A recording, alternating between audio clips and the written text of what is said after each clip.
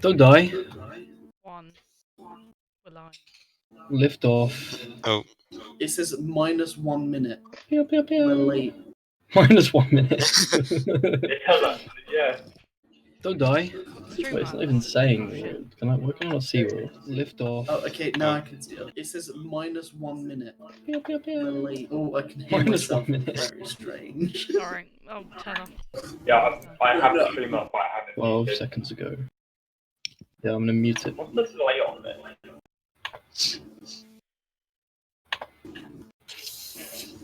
Wait. Actually, that's not a good idea. I'm not gonna do that. Okay. alrighty. Oh, I'm in charge. I forgot about that. No. Okay. I'm ready to start whenever. Yep. Are we good? Mm-hmm. Yep. I'm scared. Good.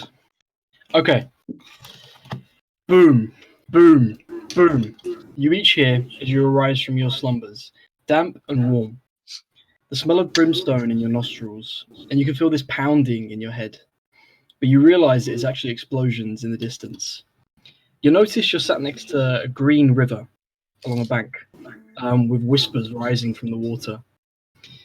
On the other side, you see the two largest armies you have ever seen in your life, battling under an amber sky. One side, howling demons, and on the other, devils, some blotting out whole portions of the sky with their huge bat-like wings, hurling weapons and magic upon the demons. You have very little time to contemplate as you notice a smashed gondola upon the bank. Perhaps the vehicle that brought you here? Beside it appears to be a dead dwarf-like creature with a red cap and iron boots. And across the horizon, you see another strange red-capped dwarf heading towards this strange infernal contraption that you players would recognize as a motorcycle. Looming over the dead red-capped dwarf is a vulture-like demon pulling its beak out the back of this dead bleeding dwarf. It looks up at you and scans its next prey before squawking. Roll initiative, please. No, these Wow, motherfuckers John are cool. Street. They're horrible. Oh yeah, that one. Let's go. Ah, I think that is yeah. actually, yeah, that's just one. Solid. Okay, I got 25 to 20. Mm-mm. No? Okay, No. 20 to 15? 16. Yes. 17. 17. Woo! Charlie, did you say above 15? No? Okay. 10 to 15? Hi. Yes. 10. Did you actually all roll that badly? Oh my I days. told you I rolled a natural one. Well, I know you got that one, but the other two. Okay. 10 to 5? 7. Yay. Woo! Charlie got a 7, and then 1. And Gareth? Yeah. Oh, I thought I said 16. Oh, 16. Cool. Oh, right. Sorry. No, that's fine. No worries. Right. Okay.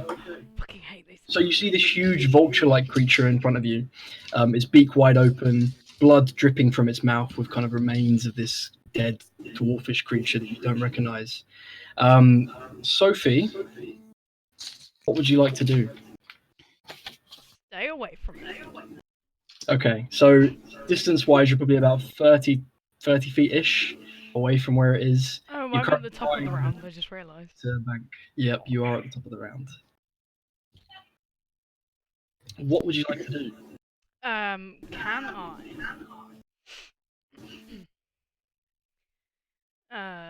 You can do. Can I use my crossbow? You can use your crossbow, yes. Still sitting on the floor, or do you want to get up? I want to get up. Okay, So that's 17 plus 4. that hits. Good. Nice. That's 8 points of damage. Okay, so you load your crossbow, fire it at this vulture demon creature, and it hits it in the chest. And as it hits, it doesn't seem to take as much damage as you thought, as it a kind of like a purple pulse comes from around it and absorbs some of the damage. Okay, I might Would call you back like to the anything? party and just say, well, looks like it's resistant to piercing, everyone. I Well, imagine it's resistant to non-magical everything, but I don't know. Me guessing as a player, not playing. Maybe. Who knows? Would you like to do anything else, Sophie? No, I'm good. Cool. Okay. As it gets hit in the chest, it slowly kind of steps back and closes its beak and kind of shakes slightly as it begins to prepare something that you're a little bit unsure about.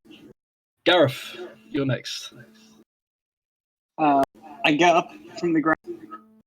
That's half my movement. Yep. So half. I've got, is it like 30? Yep. You should have 30 feet. So like 15 feet left movement. Yeah, I've got 15 feet left. Well, Oh. I'll unsure run full pelt, yelling as loudly as I can, trying to like scare it off. Okay. Okay. You run Because I would towards do two waves. it, and from it previously shaking, it kind of steps forward towards you again, both wings firmly planted in the ground, and again its mouth is wide open. And you're all going to attack it? Do you say? Sorry, you cut out. I won't do it. So Okay. because I already got sets. If run the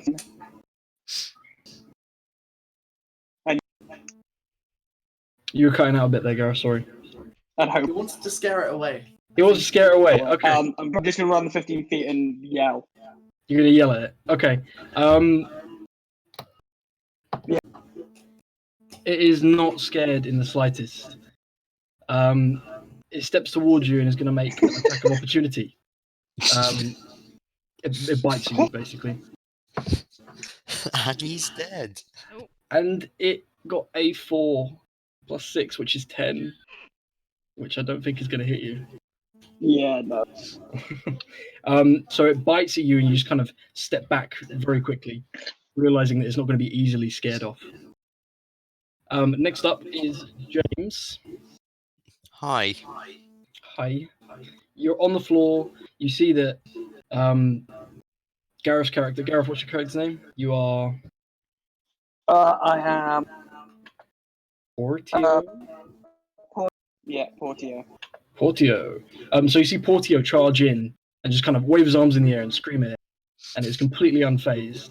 You see that this kind of Asimar next to you has just shot it and it's not really done much. So what would you like to do? I would like to do a perception check. Okay, roll perception. Will do. What, are you looking for anything specific? Just see around the area what. Okay. What's... Do you want to roll investigation then? Yep. That's one. That's another D20, isn't it? Or no? Is it? Yeah, D20 and then is it intelligence, I think. I rolled a 14 plus intelligence, which is 0. So That's fine. Get a general idea of what's around you.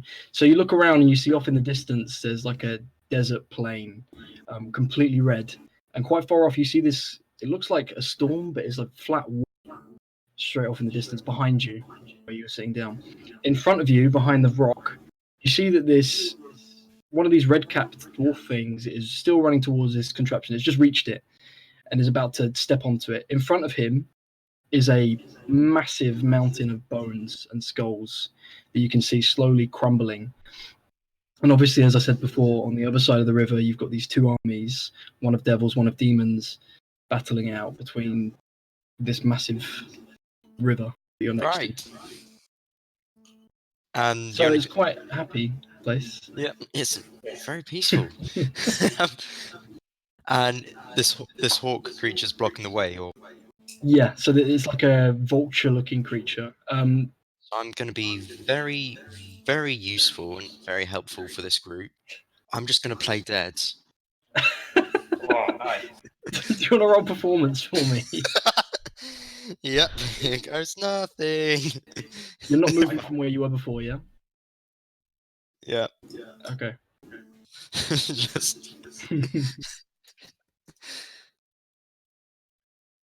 I hope this goes well. Ooh, Ooh, I got 19. 19. Okay. So all of you see that. What are you again, James? You're a I'm a gnome.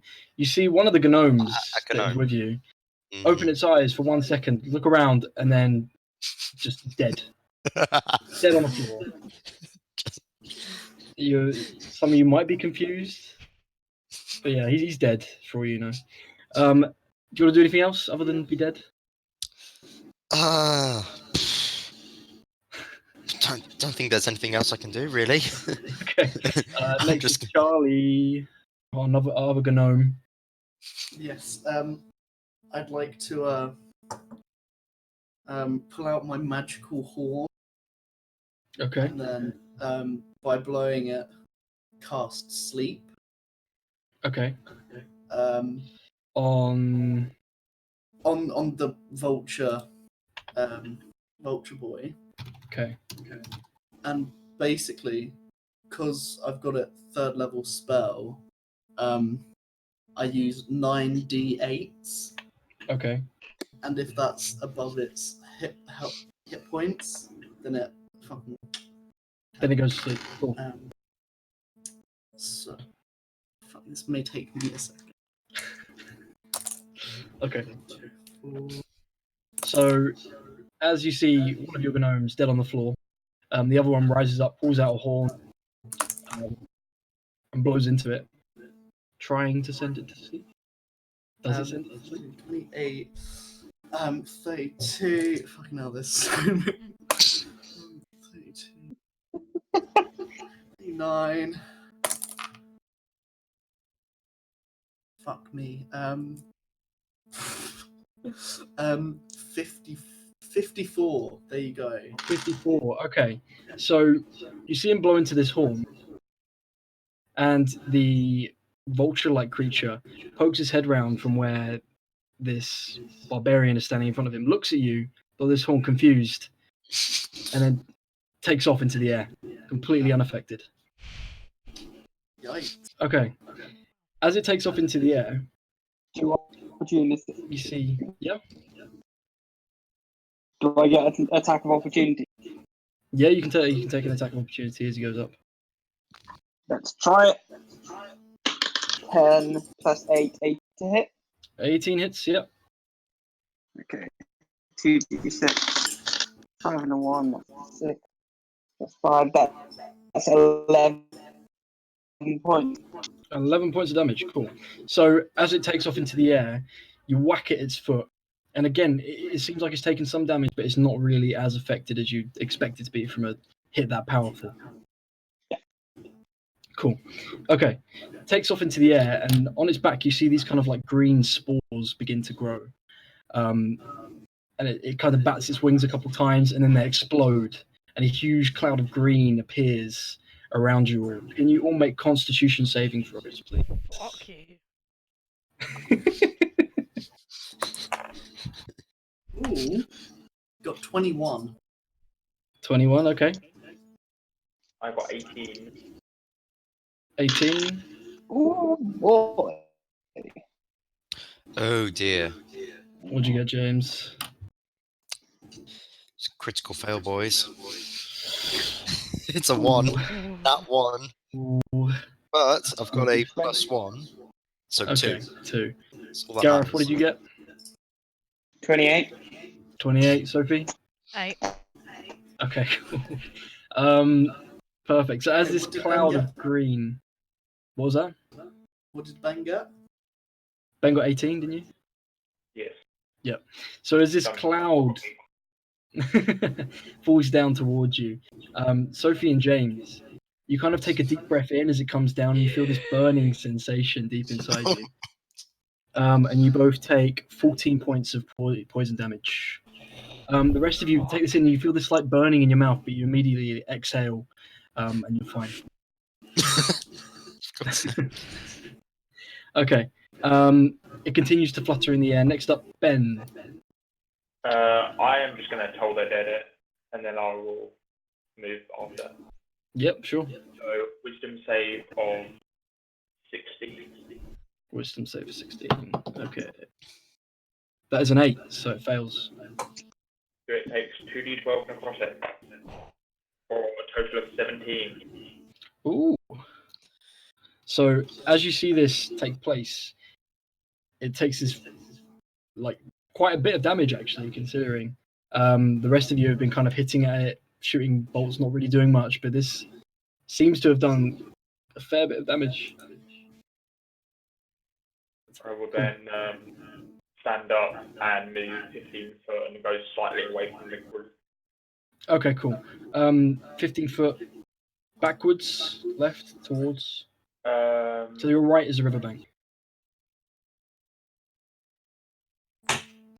Sort of head towards the riverbank. I imagine 15 foot won't be enough to get me there, but it will be away from others. So Yeah, sure. So you'll probably be about 10 feet away from the riverbank now. yeah. As you run, you see the red-capped dwarf in the distance get onto its bike, and it turns around and shouts at you all, "Yous are gonna die!" And we reply, no shit. It reaches to the back of this infernal contraption and pulls out. You can see in the distance some shiny object. You can't quite tell what it is. Reaches forward and seems to drop it into a slot on the. Cranks at these kind of handles is the best way to describe them, and this huge burst of fire comes out the back as he seems to launch off towards this mountain of skulls. Cool. Next up, we are back to Sophie. Is that thing still in the sky? It's still in the sky, yeah.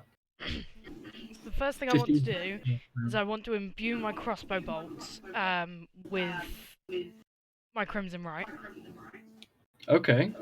I also want to use my Blood Curse of the Marked, which means I mark an enemy within 16 feet and I deal double Crimson Right. Okay. I love blood hunters. Oh yeah, well, edgy as fuck. So that means I take 5 points of damage. Okay. Takes me down to... Okay. And so I'm going to fire my crossbow at him. And I get to attack twice. Yep. So that is a 15 and a 16. Okay. Both of those hit. 15 matches its armor class. Fuck yeah. So that is 1d8, 2d8.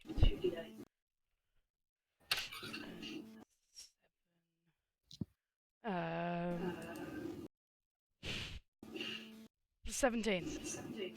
17 storm damage, I believe. 17 storm damage. Okay. Let me just have a quick check. 17 lightning damage, sorry. Lightning damage. Okay. Yeah. 17. Is that total for both attacks? Yes. Cool. So as you shoot these crossbolts, and this kind of lightning energy around it, again, it seems to actually absorb some of this lightning energy. It doesn't seem to be as harmed as you'd expect, but it's still slightly hurt. Okay. Just apart from my one hole of death, everything has really been resistant. Good for us there. Okay. So you see this, the rock is still in the air currently, and it begins to kind of lower itself back down to the ground, beak first. It's kind of charging something again, but you're not too sure what it is this time. You can see that the spores on its back haven't grown or changed in any way before, but something else is going to happen. And off in the distance, you see this red-capped dwarf driving off. Seems to be getting closer and closer to this mountain of skulls that is in front of him. And next up is Gareth. Okay. How high up is it? The rock, the vulture. Yes. Cool. Is probably about 20 feet. Cool. That's the very edge of my range for a hand axe. I'm gonna throw a hand axe at it. Okay, cool. I'm gonna bonus action rage beforehand. Yep. Ooh. Rage time. Oh boy. And then under my breath, you just hear me cursing in primordial. Okay. Oh boy, that's a natural 20. Ooh, that definitely hits. Skadoosh. double the weapon dice. So that's 2d6 then. 6 plus the 5 plus extra 2 raging damage. That's 13 as this hand axe gets lodged just like in it. Perfect. So you launch it into the air and it becomes lodged in its stomach area. Again, doesn't really seem as effective as it should be, but yeah, fair bit of damage we're getting there.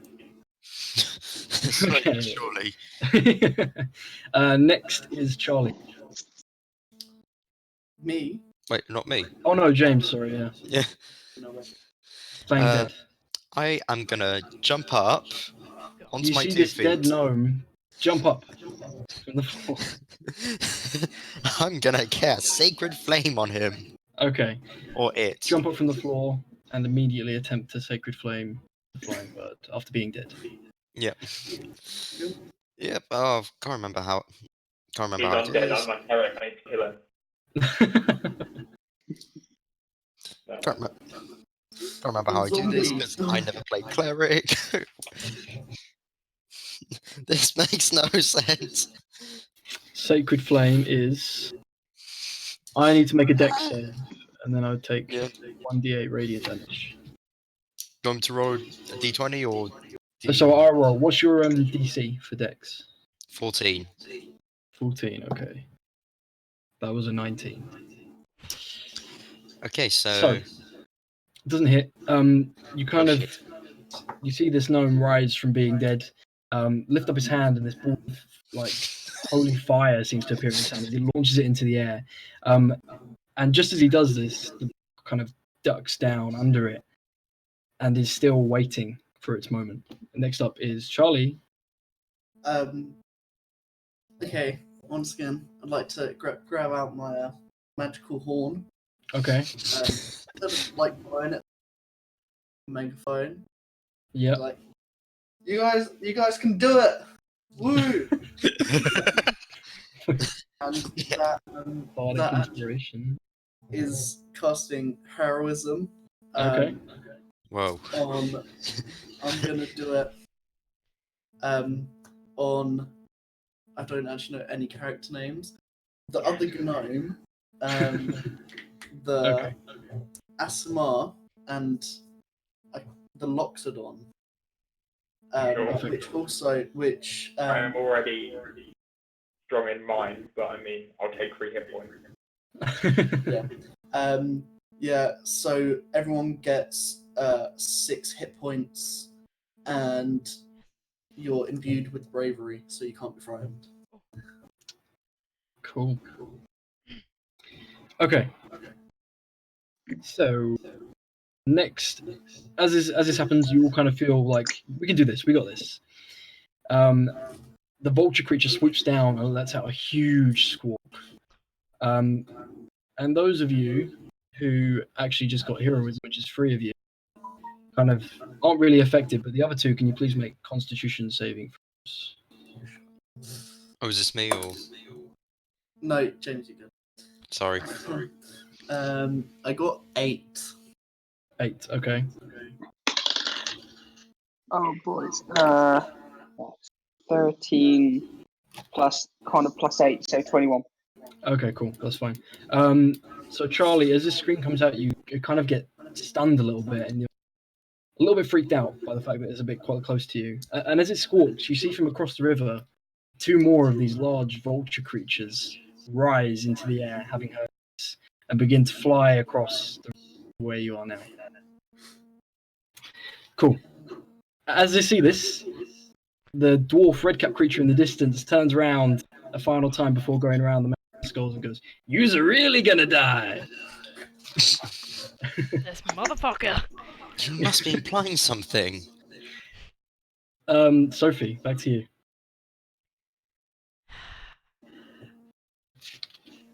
Is the Mountain of Skulls like across the river? No, it's in front of you, on your side of the river. Oh, can I just dash at it? It's about 60 feet, so yeah. I'll do that. Okay. Are you dashing towards the specific skulls, or are you dashing towards the red-capped dwarf? the red-capped dwarf, but can I keep like 5 feet away from it? Okay, he is still moving on the bike, so that's fine. So you dash towards him, you catch up, and you can see these flames coming out of the back. And you realize if you get a little bit too close, you might get burned. And he turns around to you like, "What are you doing?" Fuck you. "I'm going to get help." Sure you are. Sure. Hmm. Got my eye on you, boy. Anything else? I will crossbow. I'll just do a singular hit with my crossbow. Okay. Crossbow.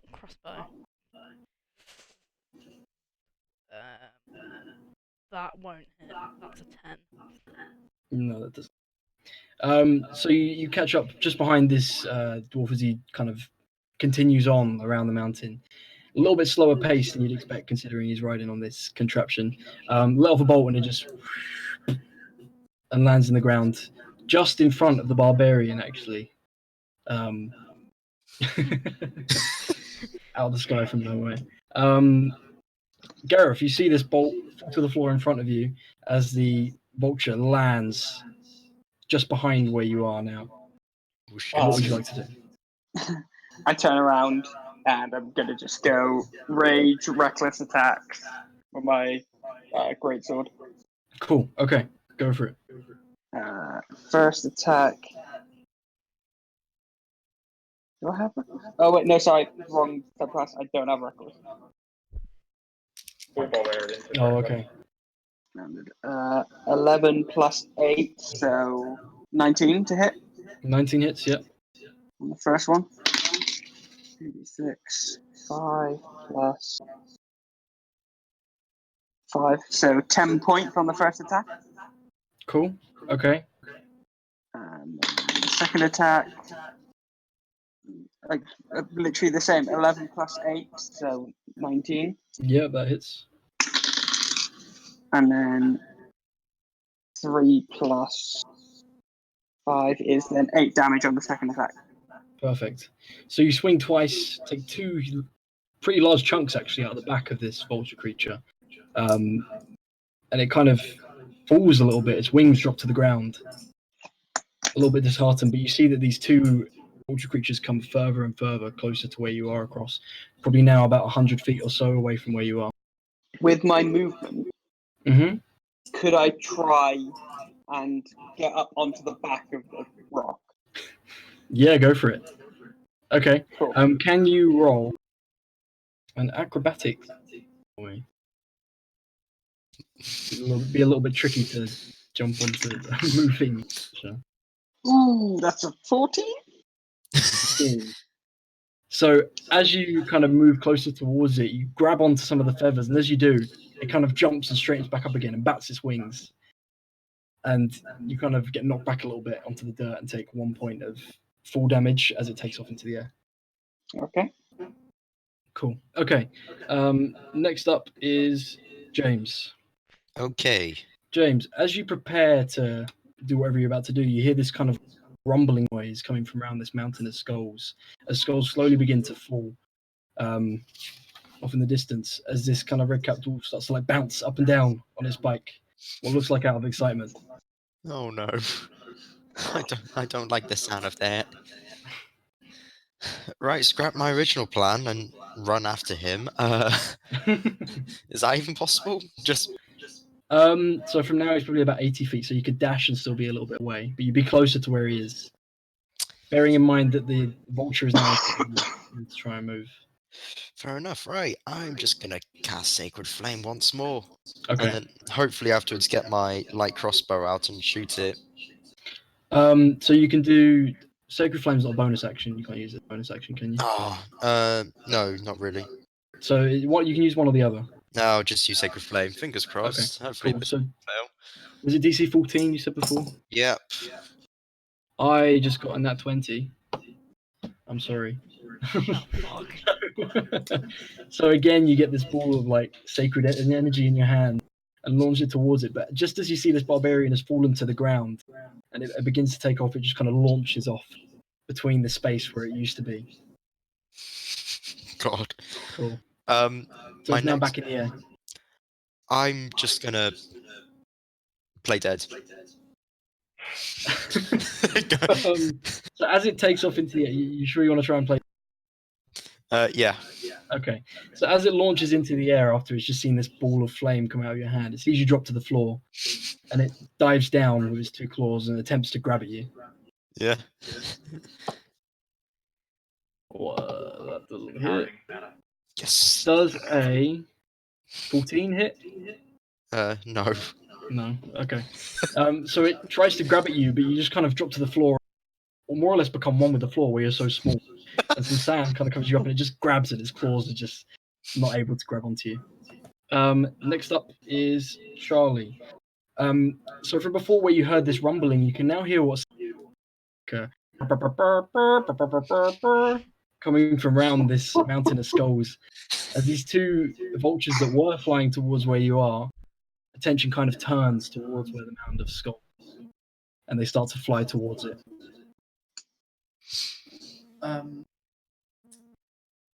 Could I? So the other 2 have flown back away, but we still got the one there. So they're heading not towards you, but towards where the mountain of skulls in front are, where Sophie is near. Could I just use again my horn as like a megaphone? Okay.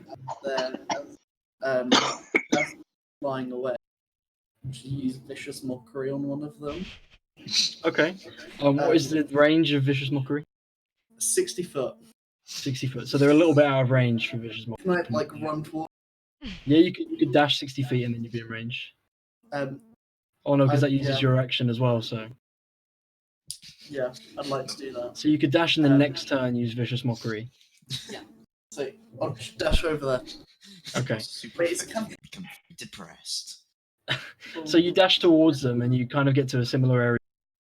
And you see that this little red cap on the motorbike is now stopped and he's turning around to you and he started clapping with excitement. He's like, "She's here! She's here!" Okay.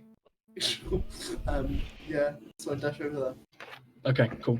As you dash over, the vulture that's in front of you that's slightly hurt still sees, is it Ben, Gareth, and James? You're still in combat? Yep. Right. Sees you three standing there, and again, as it's kind of just launched to grab you on the floor, James, playing dead, it releases this spore kind of gas from its back. Can you all make con saves again? It's the same thing. Am I still under the effects of heroism? You're still under the effects of heroism. Okay. So, Yep. So you don't need to. So is it just Gareth? 18.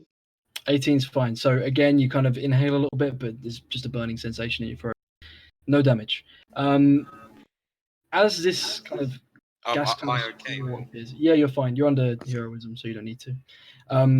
As this kind of dissipates, you see in the distance this kind of school bus shaped, as players you know that there's a school bus, but like a strange shaped vehicle come around the side of this mountain of skulls. And on top you can see this figure that's kind of like just steering, It's nodding. and more of these like red-capped dwarfs in the background. You see a fleet of 12 or so bikes following, and again you hear this horn, this coming from around the mound, and then the little red-capped dwarf that's in front of you goes, "Mad Maggie's here!" Question: And this, yeah. Is this a Mad Max spin-off?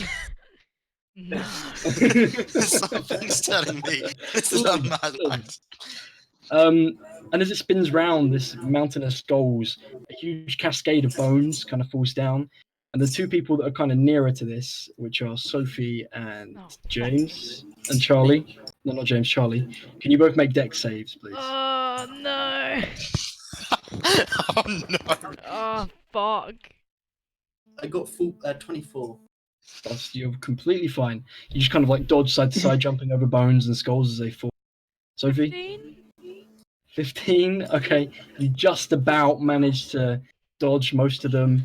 You see these kind of like green maggots flying at you out of this mountain of skulls. One lands on your shoulder, and you just hear like whispers in your ear, just Ugh. like, tasty. As you kind of shake them off. Not this again. Cool. Okay. So the red capped dwarf on the motorcycle is now kind of dismounted from his bike, and he kind of starts to run towards this school bus as it continues forward. The two rocks that were flying across the river towards you have now headed over to the school bus. And as they get closer, the bus kind of swings round and slams into the side of one of these rocks and sends it flying into the mountain of skulls, which kind of feels like a barrier from where the cascading bones were coming down. So yeah, the bus stops, and from the top you see this weird creature with like goggles on its eyes, and it shouts down to you all, "You better get up here, or you're gonna be rock treats!" And you all hear this. Can I see if I Is it believe still? them? Yeah, sure, you can roll perception.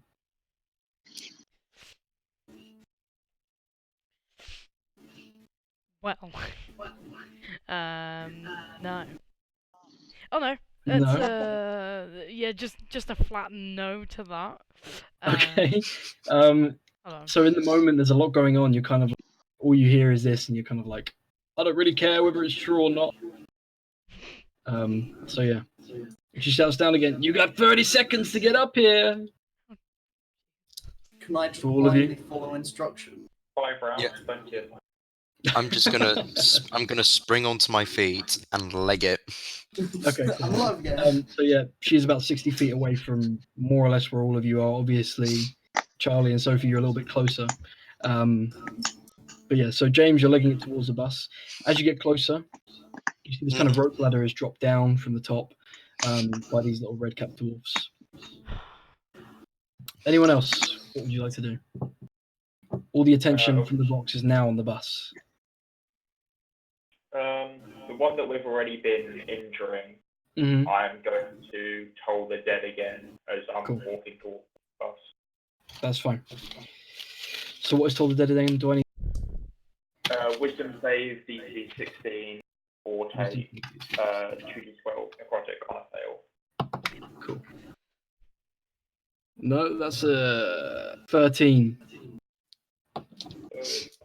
Take 16 necrotic. 16 necrotic damage. Okay. So as this happens again,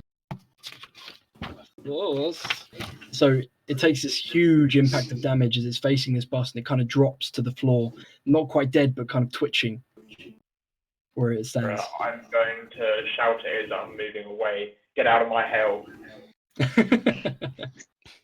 It kind of lifts its head up and then slumps back down again, completely tired, and it is now prone. Oh. Okay. Who else? Gareth, what would you like to do? I'm gonna see everyone else retreat. I'm gonna really want to keep fighting it, but no, that's probably the best thing to do.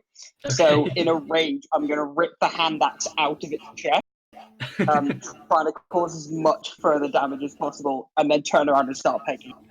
Okay, cool. As this week, do you want to? You gonna actually attack it, or are you just gonna?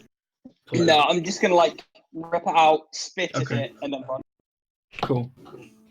So as you pull this axe out of his back, blood just squirts out, and this green liquid kind of like covers all over you. And it, from what before was kind of prone and weak, is now dead on the floor as these two other rocks kind of turn, see this. The one that's still in the air flies off back to the other side of the river, and the one mountain kind of like lies there for a second, not looking like it's too bothered. Yeah. Who else? Charlie, what are you doing? I'm on the bus. You're on the bus. Okay, so you run over, climb up the ladder to the top of the bus. Sophie, I'm gonna try and hit it one more time with my crossbow. Or the one that's in yeah. the bone mountain. Okay, cool. I will take 2 attacks. There's still one spare bike that isn't being used, by the way. Just That's a I will hit 17 and a 23. okay. Yeah.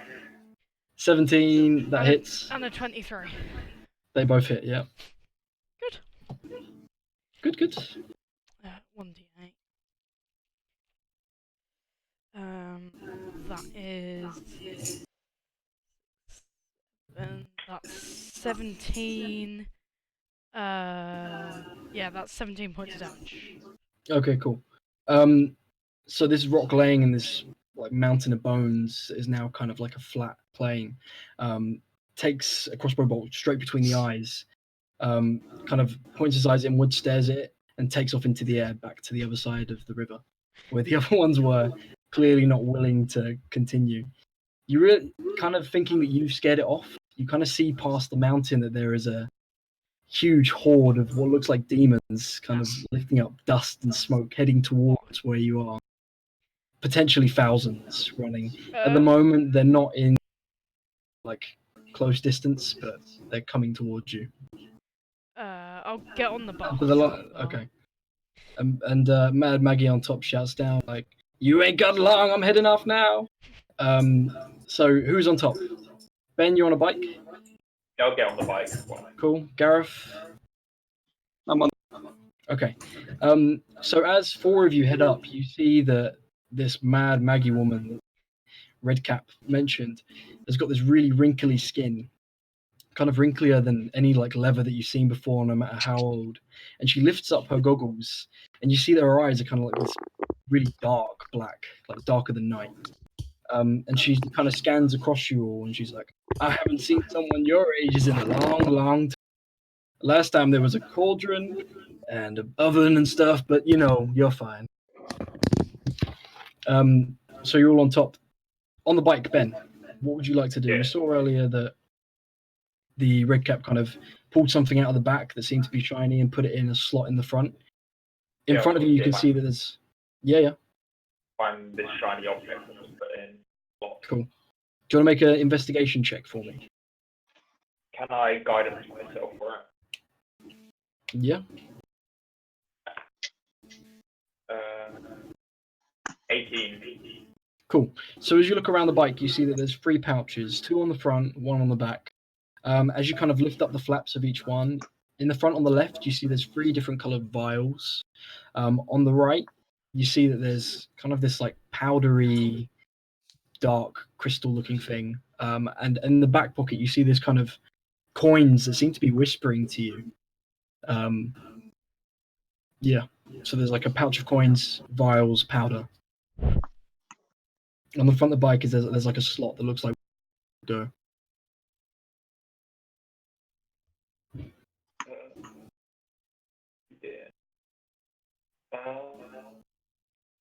Cool. So as you're all on top, Mad Maggie shouts, "You better strap yourself in." And as you look around, you see that there's a few seats around the side. The red caps seem to be sitting down and putting some kind of like rope and tying it around them. And they grab some goggles from the side and put them on their eyes. On the bike, you can see that there's also some goggles kind of hanging on the front handlebars. So 4 of you on top. Do you want to strap yourself in, or are you going to just surf it? Could I tie the rope like to my ankle? Sure. But, Yeah, like, you can try and tie it to your stand hand. Okay, that's fine. And Seeing then him just, do like, it as well, kinda, like, that sounds bad. cover my eyes. Just, like, Okay. Slight goggles. No, okay, that's fine. Gareth, do you want goggles? I assume he knows what he's doing and copies him. Okay. And Mad Maggie kind of looks round, shakes her head. You two, Sophie and James? I'll take some goggles. Okay. I'll take some. Yeah. What? Okay, so you take a seat, grab some goggles. As you look through the goggles, they're kind of like green tinted, but you notice that they kind of give more color variant to this kind of very red plane that you've been standing on, and you can now see that there's some like darker shades of places and where heat is rising from certain areas. Cool.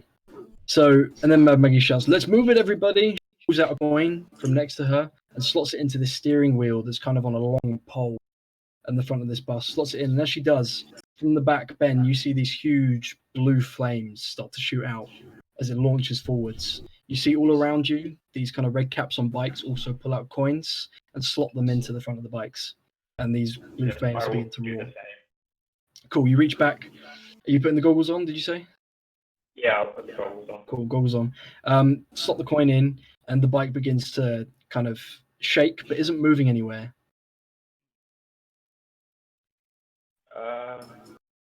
I will sort of fiddle with the controls, basically. Okay, so on the handles, motorbike, you kind of begin to shake around a little. You notice that you on the front of the motorbike, you shake it and then you launch forward. The war machine begins to move on. You hear this horde of demons from behind you getting closer and closer as they kind of go over this mound of skulls. You can also see that on the back of this bus, there's kind of like a crane structure with like 3 or 4 demons just tied by chains, dragging along the floor from where you are. You look round and you see that there's this other huge war machine, but your one's more of a school bus size, whereas this is about the size of a castle. And Mad Maggie looks back and she's like, "Oh my goodness, this is worse than I thought, my honeys. You ready for a race?" She reaches down from the side of her as you head towards this kind of wind that looks like a storm, pulls out one of the orange vials and tips it in to the side of this kind of steering wheel. And these blue flames turn purple as it kind of launches forward. Again, Ben, you see them do the same, but you can't see what color vial they've used. There's a red one, a blue one, and an orange one in your pouch next to you. I've got no inkling as to what it is, so I'm just going to randomly determine it. Okay, cool. The red one I use. Cool. You pull out the red one and pour it in, and as you do this, the flames on the back split into 2, and one is red and one is green, and the bike kind of becomes a little bit more difficult to steer, but you launch off about twice the speed of the rest of the bikes, and kind of are heading up front. Nitro, the rest of them just use nitro. Yep. So you see, what are you again, Ben? You're a. You see this large elephant-looking like just launch past all of. You see Mad Maggie on the front, like he looks like he's got a need for speed as he kind of launches off, kind of control a little bit, zooming ahead of everybody else.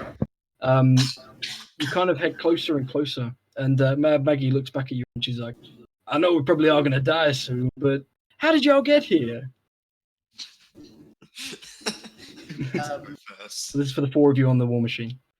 Can I, like, roll an insight to see if I can?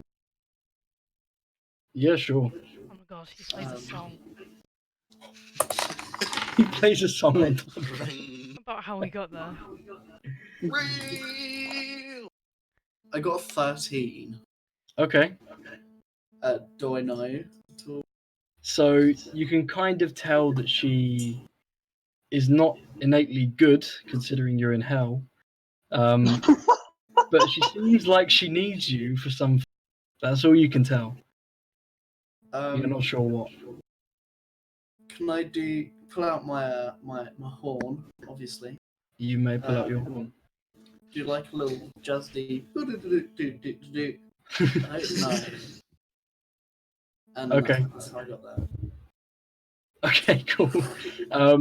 So all of you see him pull out his little horn, and he goes, and these little red caps who are all surrounding you kind of look around, shocked, like they'd never heard something like that before, and they all begin to like clap in unison after this little tune, and you say no, and they're kind of a little bit disappointed. So they just kind of sit back. And Mad Maggie's like, "I don't know what the hell that was." But I found y'all next to the River Styx. I mean, if you don't remember, that would explain. I sneezed very hard. But what do you do when you're not in hell? I mean, I don't. I'm a smith by trade.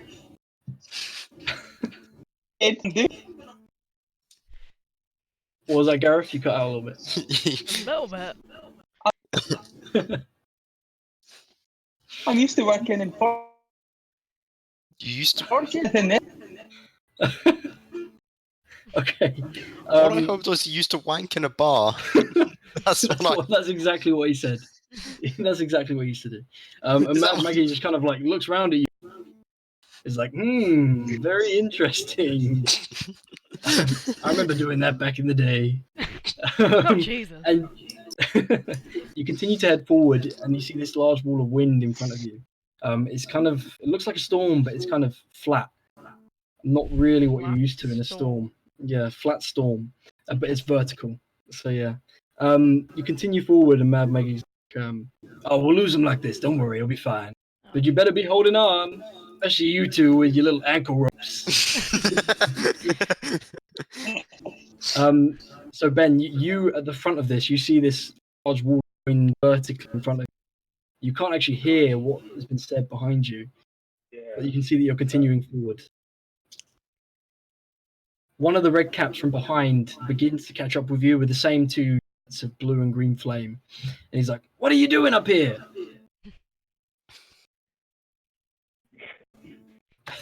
Going ahead. Said we need to escape, so may as well go fast. "Sounds good to me." And he pulls out the other vial, pours it straight in, and just zooms straight off into this kind of wall of wind storm. And as he goes in, you can lose sight of him completely. Are you going to head in? Yeah, I guess so. Cool. Can you just make a dex check for me as you go in? 15. 15. Okay. So you enter, and this wind kind of hits you in the face.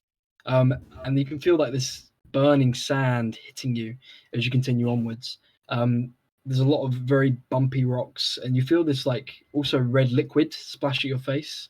A little bit unsure what it is, but you kind of remain stable for now, heading on a straight course. Back on the top of the bus. Can you all make dex checks for me as well, please, as you enter this storm? Dex check. Ooh, 21.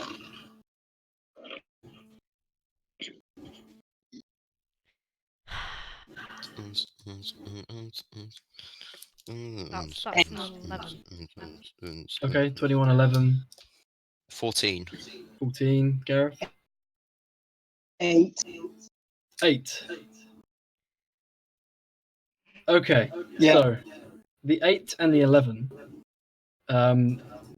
Charlie, you kind of stand there with this like ankle rope around you, and as you enter, this wind hair you just kind of like balance yourself perfectly. And as you see this, Gareth, you kind of look around and you're like, I can do that.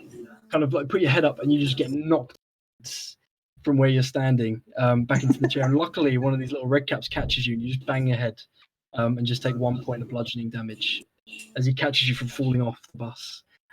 Sophie, you were sat down, right? Yeah.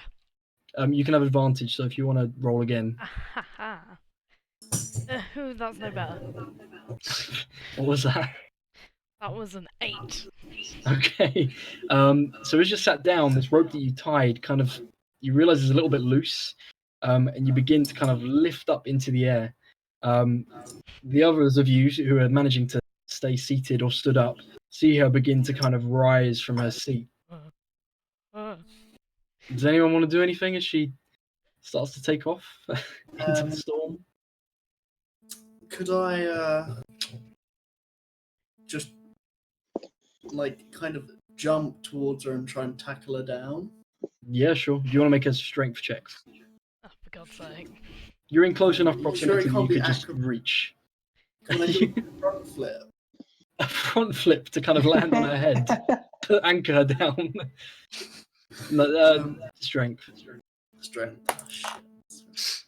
3. 3, okay. 3. So as you kind of grab onto the rope, Sophie, as you see him lunge towards you. It's kind of like a as he kind of reaches for you, but it doesn't really seem like he's fully bothered. Do you want to make a strength check, Sophie, as you kind of launch into this, trying to pull yourself back down? 17 plus 7. Yep. So you kind of start to like grab downwards, and you manage to grab onto one of these red caps' heads, and you grab onto his beard and like pull yourself back down. And he sits there like, and you manage to get yourself back down and strap yourself back in. Can I pull one of their hats off? You can try and take his hat off now if you want. No, because I know what they're going to do to him. Okay. So as you continue through the storm, Gareth, can you just quickly make a Constitution save? Sure. 8 plus 8 is 16. 16. 16. Okay, that's fine. So as you're at the back of the bus where you've just been knocked back and hit your head, this kind of liquid hits your face and kind of falls off slowly. Kind of feels like the consistency of blood, but you're not quite sure what it was. A bit unaffected, but you managed to close your mouth and eyes as it hit you. You continue forward and you hear this squelching beneath the tires. You as well, Ben. As this liquid begins to spray into the air. And Mad Maggie's just like, oh, it's just lemurs down below. So are you all willing to work for me? Can I? Yeah, I just agree. Yeah. Okay, sounds good. You don't even know what you have to do yet, but I like that. I'm just here for the fun. Oh no. Who else? What the bloody hell are we doing? Oh, we're just getting a thing for the thing, you know. Question: what is this thing? What is this other thing? It's just like it's a little gem. It's a thing. You know, it's not important. How little? How Can little? Can I just try and persuade them to join? Yeah, sure. In the form of song or just... in the form of Oh, What Damn it. music? Get in there. fucking bards. I give like a big strong note, and then oh shit, you guys have been performed to shit. A 30 performance. Oh my gosh. And I'm going like, you guys should join this fucking group. Yeah. So as he pulls out the horn, lets out a large hoot, and then performs this song for you. You hear it. The best song you've ever heard in your life. Like better than Oasis, the Beatles. When he's done, can I give him a note? Like, very good performance, but your notes were a bit flat, so maybe work on that next time. Oh. Mad Maggie turns around like, I'm very impressed. I'm happy to have you on my team. Can I before I even give my response, Yeah. I pass out. Okay. She asks, and she just sees the gnome faint. It's like playing dead again on the side. She's like, he clearly hasn't had anything to eat today. She's like, well, is it just the one? I mean, I don't mind getting rid of y'all. It's not that much fun in hell. Seems like a right who. Go on then. Lovely. Well, I'll just tell you a little about me, because you don't seem to care that much. The one thing I'm we a get- collector. I'm far ahead on my bike. I'm just enjoying the ride, right? Just kind of going up the front. So as she begins to kind of tell you about what she's like, you exit this kind of storm. And as you do, you notice that Ben up the front is kind of returned to normal speed alongside the bus that you're on. And you look back and you see that there's only 2 red-capped dwarfs on motorcycles made it out of the storm. And you actually look around and notice that there's only one who is at the top, because you couldn't really see too well. They've kind of been launched into the air and are just flying around inside the storm. And as you exit, she goes, finally. And it seems you've lost the horde of demons in this castle that was behind you. And she's like, well, honeys, I'm a collector of sorts. I collect... Do you know Zariel? You ever heard of her? Can I No? do a history check? You can make a religion check, actually. Religious mind. Is that one? I got 19. 19. So as she mentions this name, you kind of recall stories from back when you were a little bard and used to sing songs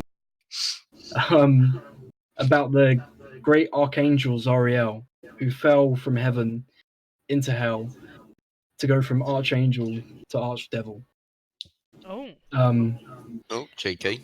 And she's like, I love Zariel. There's nothing more delicious than an archangel losing and plummeting into hell. Someone's got a fetish for that. I do indeed, honey. Oh dear lord. Does she know that I'm an angel? She doesn't know that you're an Okay. angel. Good. She's never seen one, Oh. actually. Good. So,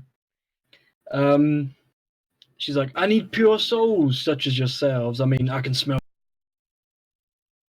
I can't get into this place that we're going, but you sure can.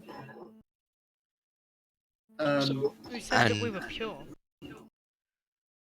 well, purer than me, honey. I'm true neutral, so I feel like Yeah, no, that's fine. What your alignments are? What are people's alignments? Chaotic evil. Chaotic evil. I put myself as lawful good, but I would have participated in wars and killed people. So Okay, but lawfully and for the right side. for the but right side, yeah, but you Yeah, still kill people. That's fine. James, what are you?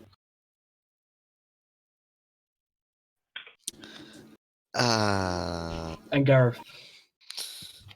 Cool. Okay. Okay, James, so you continue on. meh, I'm just meh. You're just meh. I'm just Okay, meh. just neutral. He's just neutral, true neutral. And then she kind of like says to you all, "So I need a final answer. Are you in?" heck yeah! Will we be Woo! sacrificed? No. Can I check if she's lying? You can check if she's lying. Can I insight check that? Yes, you can insight check that. That's a 17. That's 17. 19. Oh no, 19, that's okay. 18. Sorry, I miscounted. 18. Okay, that's fine. So both of you kind of, as she says no, you kind of realize that she actually has absolutely no idea what is going to happen when you're finding this kind of piece of merchandise. So she thinks potentially you could be in danger, but she wouldn't tell you. She wouldn't say. Can I do a bit of persuasion? Be like, come on, guys, what's the worst that can happen? We're already in hell. We Are you die. gonna play more We music? Die. We die, and we die. Wait, And she's like, wait. I'll tell you what. If you get this tier for me, I'll give you your own war machine to get out of hell. Here's a Sounds question. pretty Well, juicy, stop guys. riding off on this. Wait, we're in hell, We are in hell.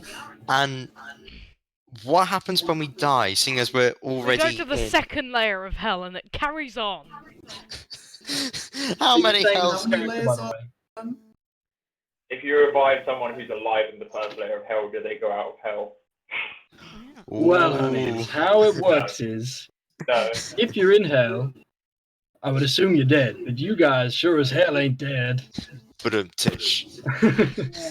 But if you were to die here, you would turn into some of those green lava maggots things. You might have seen some earlier. Oh Yeah, a there was few. one on my shoulder.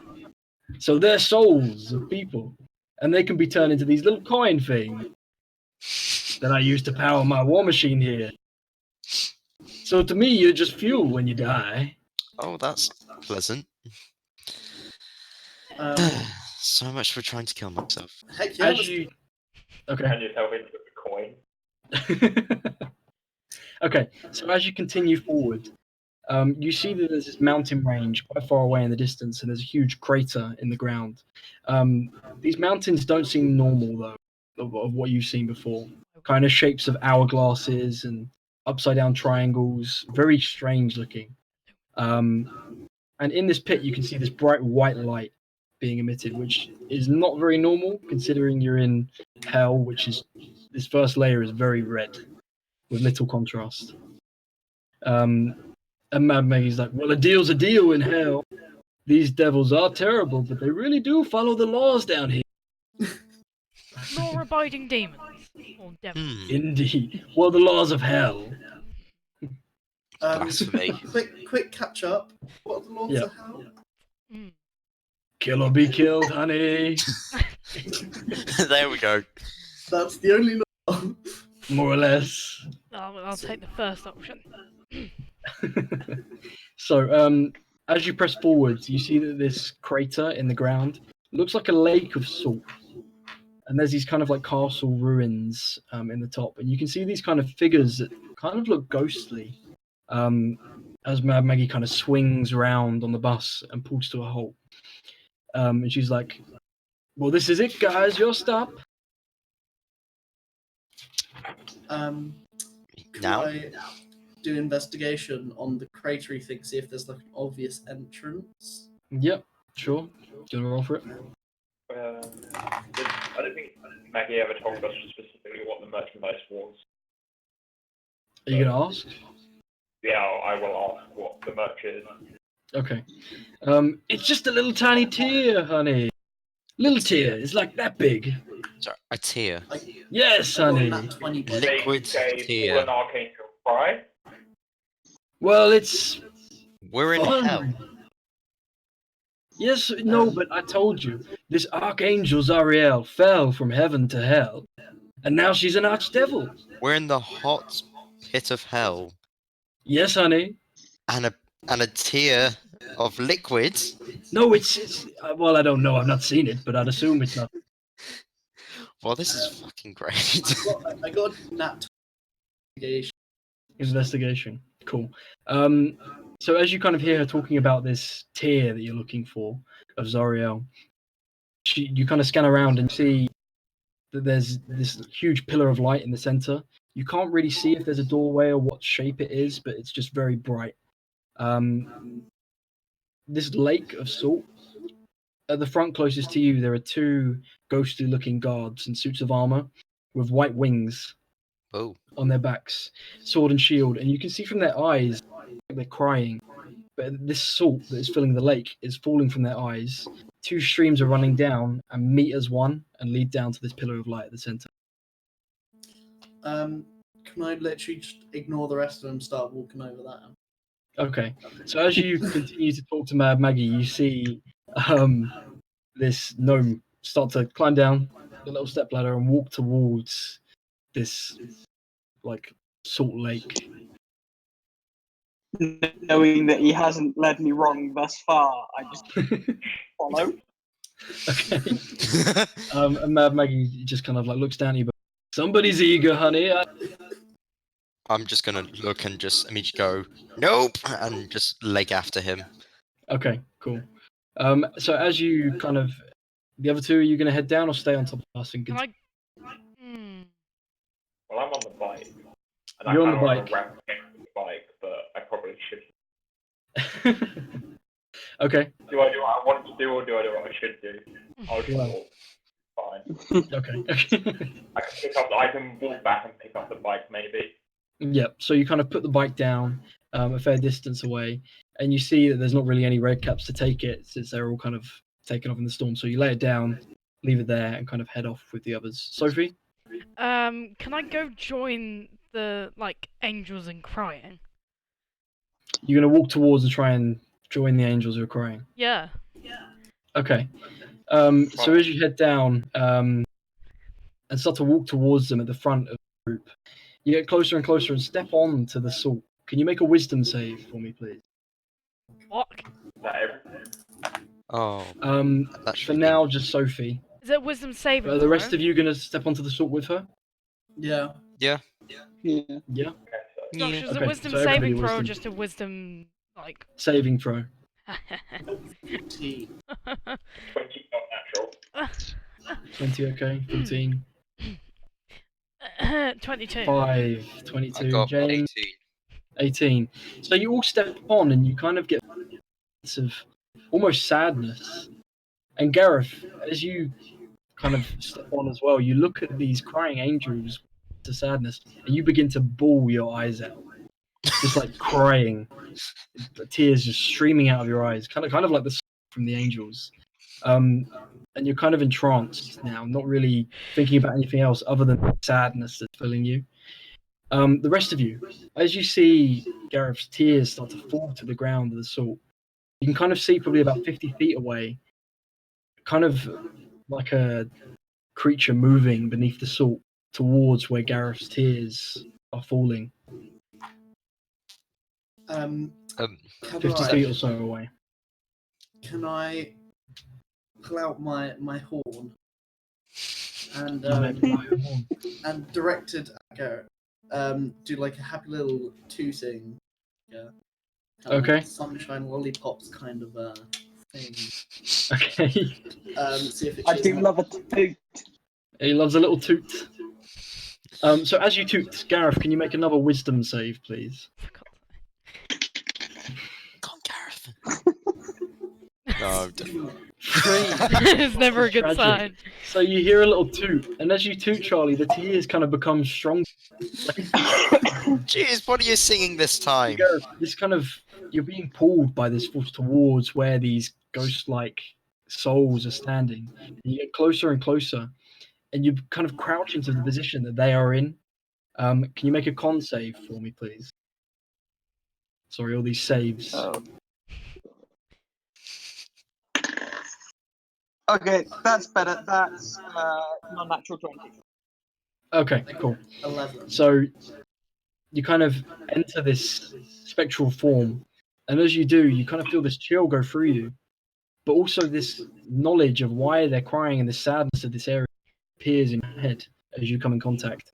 And you realize that all these kind of souls are crying because they feel the pain of this fallen angel kind of falling from hell, falling from heaven to hell, and becoming this archangel. And it's kind of this sadness that's filling this whole plane that you're in.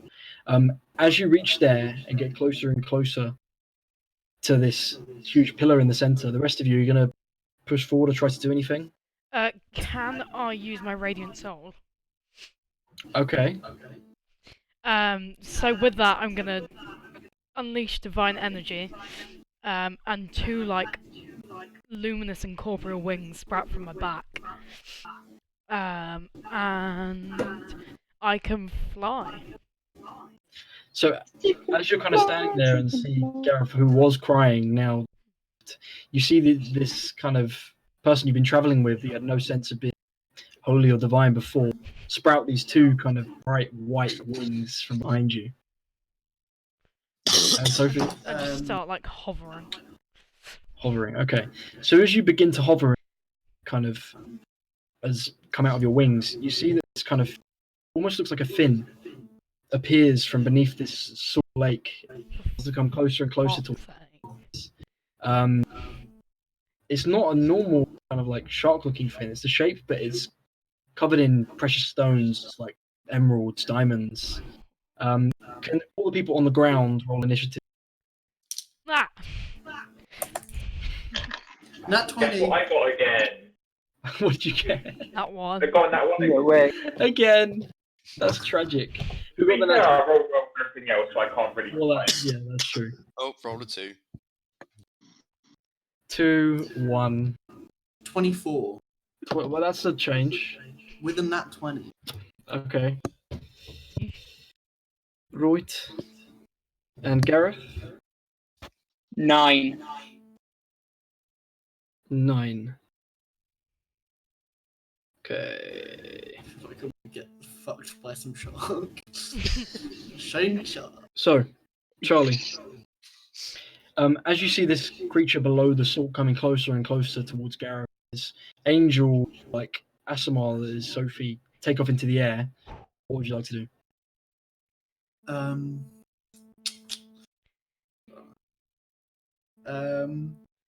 Could I use a spell of suggestion and shouting at Sophie through my magic horn, like, "Yo, come pick me up."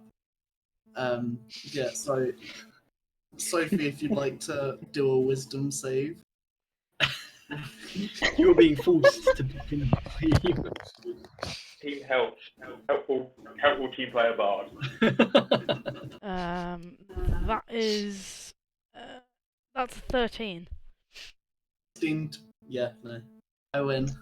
Okay. Yeah. So Sophie, you who was hovering, you see the bard pull out a horn, and you just kind of filled with the sense that you need to immediately pick him up. So you swoop down. Can you make a strength check for me? Of course. Nat 1 on the strength. No, that will be a 13. 13. Okay. Well, I'm Charlie, not- you're a gnome. Okay, so you swoop down and kind of with a little bit of difficulty, you pick this gnome up and kind of hover back into the air, kind of bring him under. As Charlie, Aw. you just like dangle. Yeah. Blimey, you're a heavy boy. Okay. So as you take off into the air, kind of gem-covered creature gets closer and closer to where Gareth is, and it launches itself up, and you see this shape of like a shark, made out of precious stones and emeralds and crystals, jump out towards Gareth to bite him as he kneels in the space where this spectral ghost for. And that is a 9. Solid. We're not. Nope, does not hit. So he jumps up and kind of miscalculating where as you're crouching, it just kind of swoops over your head and dives back into the sword below.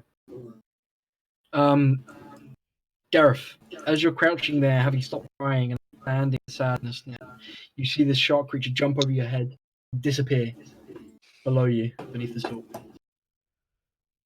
I'm not charmed anymore. No, you're fine. Right. I'm gonna immediately get. And where's the nearest like bank to this? A bank.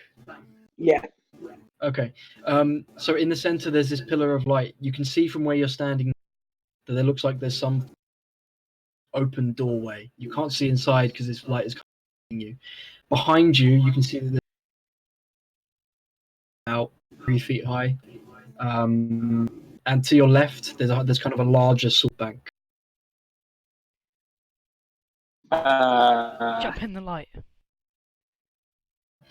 Yeah, I probably would. To be fair, I'm just gonna book it for the light. Okay. So as you begin to use the light, the shark has just jumped down below, kind of sees you, and the fin begins to follow behind you. As you run, you're dashing. Did you say? Okay, cool. Yeah. You see it jump up again and just go straight back down underneath. You reach this doorway and are no longer standing on the sand. As you look in, you can see that there are a host of these kind of spectral, ghost-looking characters standing in a circle around this pillar in the center, with a glass case. Would you like to do anything? Use my action to dash to get. Any bonus I'm action? just gonna take out my.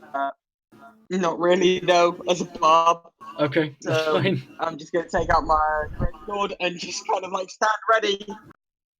Okay. So as you pull out your sword, the spectral kind of turn their head. Next up is James. It's me. Yes. Hmm.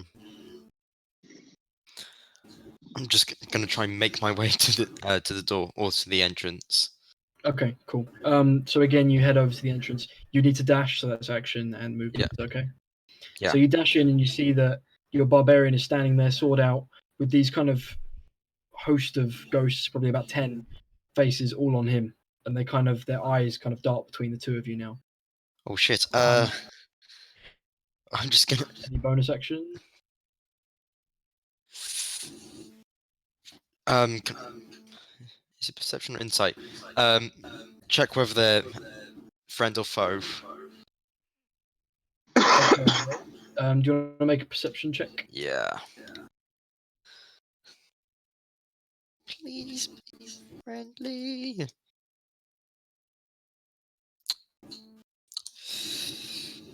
Right. Well, that's embarrassing. 10. Well, that's embarrassing. What was that? I got 10. You got 10. Okay. You kind of look at them and you have no what they are, what they're thinking, or why they're there. Next up, Ben. I'm assuming I'm also about like 60 foot from this doorway then. What was that? Sorry. I'm assuming I'm like 60 foot from this doorway as well then. Yeah. So you're also about 60 feet. I'll just dash forward, I guess. And I will have like my shield out but no weapons. case that means anything. Oh. Oh, And it's gone. Oh god. Oh, we lost the DM. No. Oh the no. one thing you can't lose in Good a game, game of guys. Good Exactly. game, good I game, think right? Discord's having a Sorry. problem. That's why. Yeah, no, Discord Yeah. just died. Brilliant. Okay. Is Sorry, Ben. Dash it. stream still up? Just have my shield out.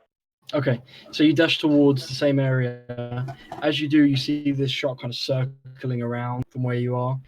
There's not any more room in this doorway that everybody else is standing in. Do you want to try and push your way in as a bonus action, or just stand? Sure, I'll attempt to move my way in. Okay. Do you want to just make a strength check for me, just to kind of muscle your way in? Nat 20. Not 20. So you just kind of push forward a little bit. Not the barbarian, bro. Just get out of my way. No, I did that. You just headbutt the barbarian as you. Just move them aside of my tusks, just with my trunk. No, get out of the way.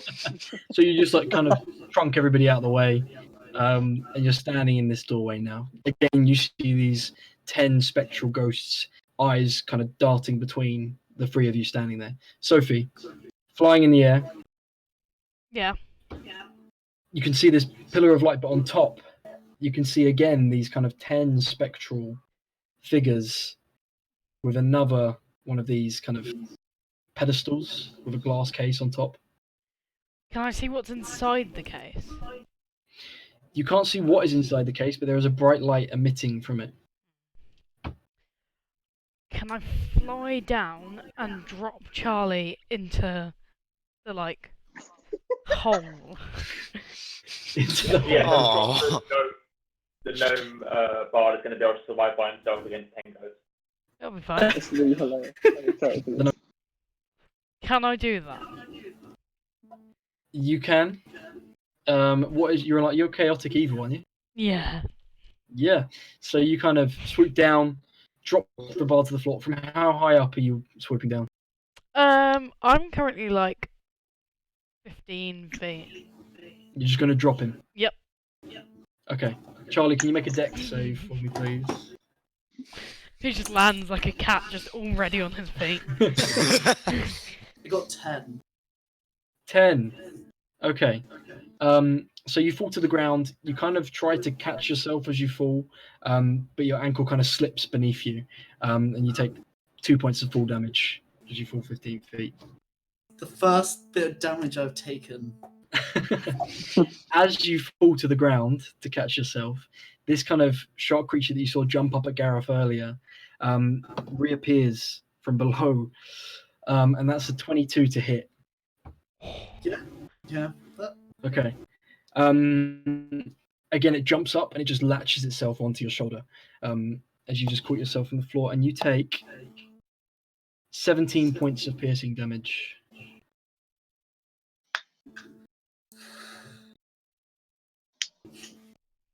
Does the cleric need to heal? Now I'm down to... So that's fun. Okay. Sophie, are you finished your turn after dropping him? Can I? Is the shark still like above the surface? It's still in the air. It's kind of biting onto Charlie's shoulder still, latched onto him. Can I fly down enough to be in melee range? How long do your wings last? Oh god. I think it's a minute. Yeah, it's normally a minute. Yeah, that's fine. So you can lower yourself a little bit, having only just dropped him. If you can, have you got any bonus actions? Because the drop would be like action. Howdy. Yeah, the action when it moves out of your range, maybe. Yeah.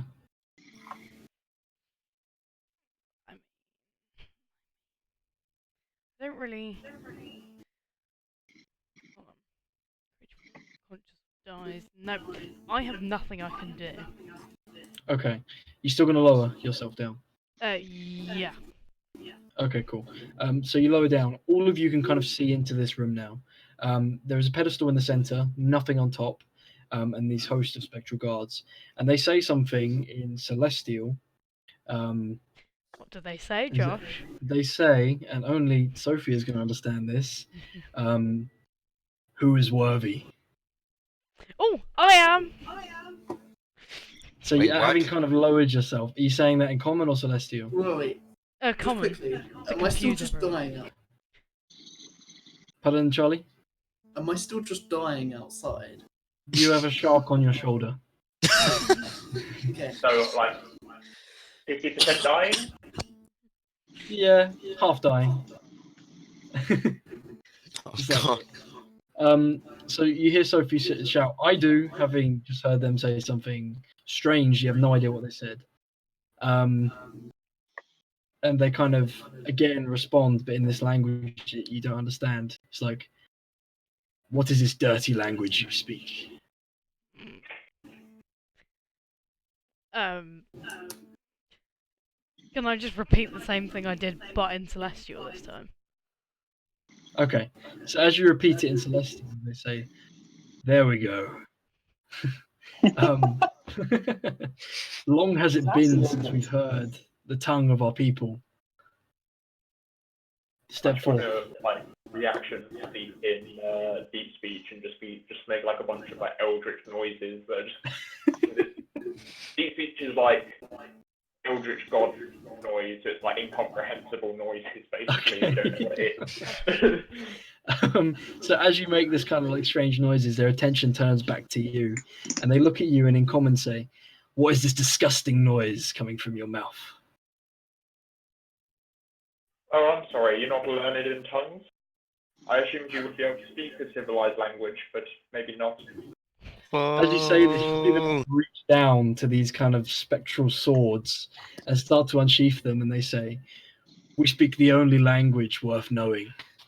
And they in Celestial they say, Common? and in Celestial, Perfect. That's all I hear. and then in Celestial they say, "We must end them," as they pull out their swords. Can you all roll initiative, please? Like, In this very small room, but you Let's see if I get I'm another not in the number. room though. You are outside of the room. Okay, Charlie and Sophie, don't roll. Sick. Yes, Charlie, Can I like quickly do something about this shark? you can while they're rolling initiative. Yeah. Could I cast sleep on the shark? You want to sleep on the shark? No. That works. I'm joking. I know what you mean. I know what you mean. Yeah. Cast sleep. Okay. Can the shark do a wisdom check? Yes, it can, and it got a nat 1. So as you kind of go to cast sleep on the shark, it just falls off your shoulder, asleep on the ground. Sleep. You hear a little like shark snoring. Is that my turn done? That's your action. Sleep. You can Yeah. move No. or something. Next action, I was just gonna tie it up and keep it. Okay, cool. You can roll initiative now, Charlie, as well. What did you all get? Initiative? I got 13. I rolled 16. 13. I got 4. Okay. Oh, God. Garrett. No. 4. Did you say 13, Ben? Yes.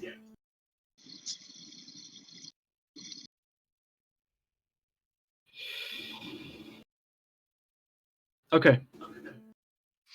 So, Sophie, do you want to do anything before they go into combat? How? Can I say to them, like, say to the guys in Celestial, stop! Okay. Leave them be! So, as they have now unsheathed their swords and look ready to attack, you shout stop. And they respond in Celestial. Enter, but only you. Oh. I'll say to everyone else in common, right, I'm off, lads. Nice knowing you. And, like, fly down. I just Okay. look going, what the fuck is happening? All of you are hearing this very strange language that you've never heard before.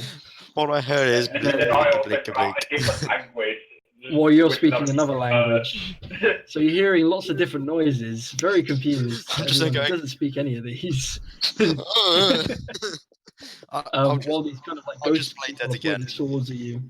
And you see your other gnome just drop to the floor next to this sleeping shark. I'll just pass out again. So Sophie, you swooping in. Yep. Thank God. Okay. Have you told them to step back, everybody else, or Yeah. okay, cool. Do we follow Do you these listen? orders? That's what I'm asking. Up to us. Yes. I Do you really, want to fight these people, or would you like to listen to your I resident really, Asimar? I really don't want to fight, but Given that In she's the speaking the meantime- same language. In with the sleeping shark on a rope. The sleeping shark on a rope. You're gonna. Can I then just be like, yo, what's going on? To the shark. No, to everyone else. Or to everyone else. Okay, I was gonna say. Does anyone I'll- respond? yeah, I'll respond in Gnomish to Charlie saying, well, these persons start saying a tunga tunga tunga, then that person says blooper blooper blooper. I don't know what's happening. She's telling us to say that she's going to ditching us. Who knows? So Gareth, now you see these two begin to communicate in another language. So there's lots of different noises happening at once. I just mutter to myself, fuck this shit in Primordial.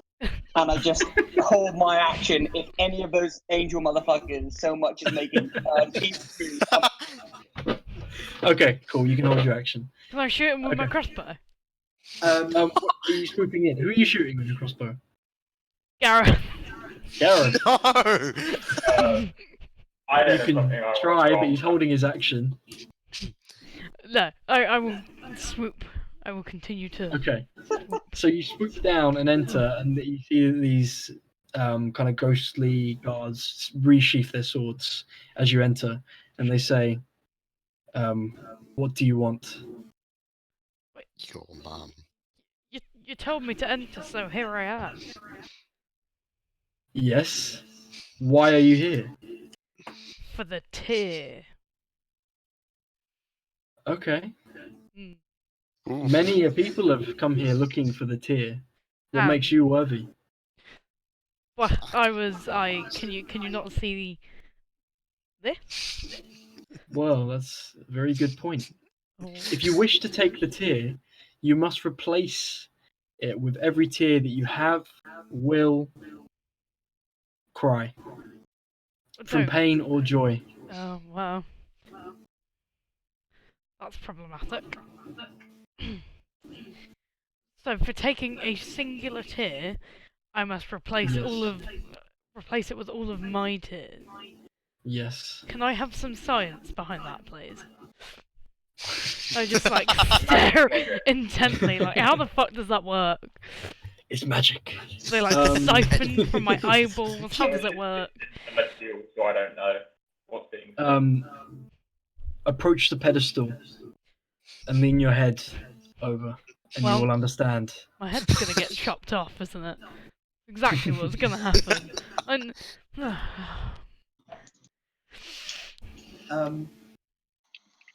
how about no? Ooh. And you see them reach back down to their swords. Up, and they up, say, up, up, up. then I think leave. I'm going to say for their swords. Oh wait, are they leaving? No, they've put their hand on their swords, telling Sophie to leave because she said no. Well, when they put their hands on their sword, would I be able to move close enough so I can get all of them within a 15-foot radius of myself?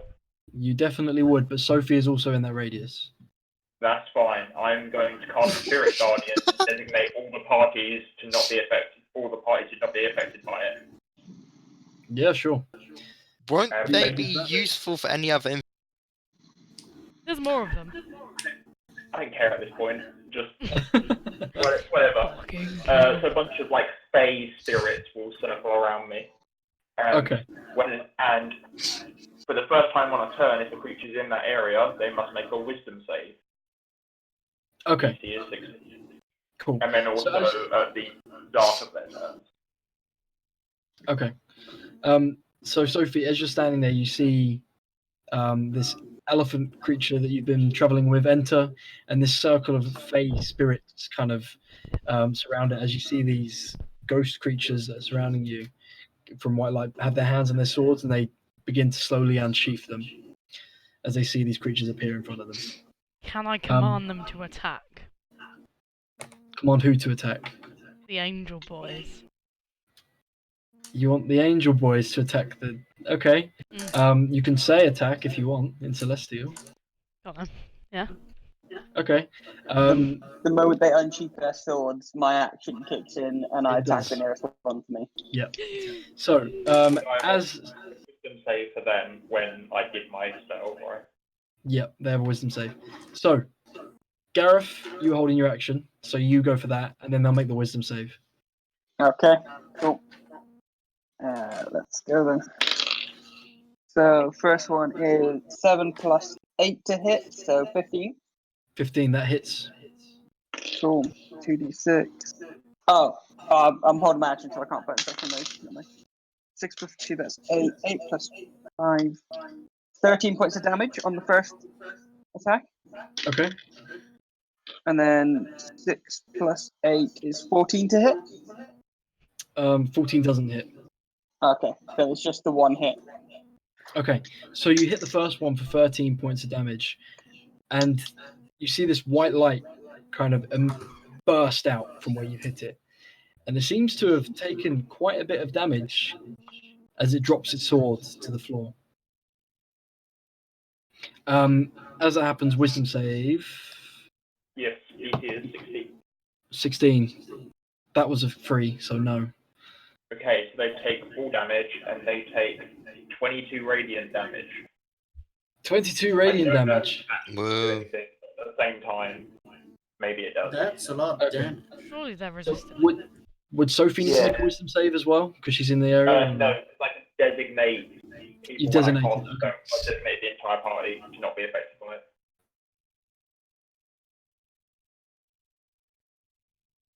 Took from Gareth. This radiant damage kind of emits from it, and they completely absorb it into them. This white light kind of becomes stronger that was emitting from their swords. Well, I tried. From where you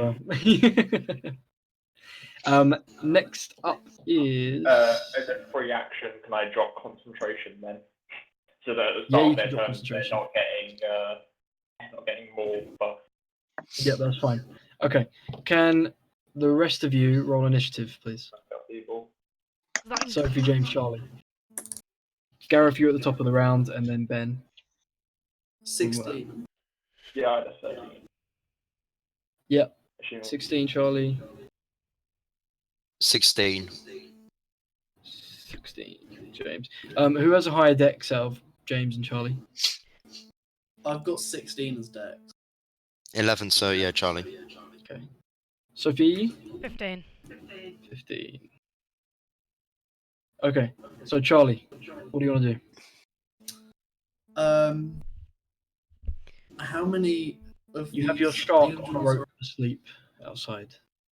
There are now 9 angels holding swords. One has dropped its sword, and there's this kind of like bright white light bursting out from where Gareth has just hit it.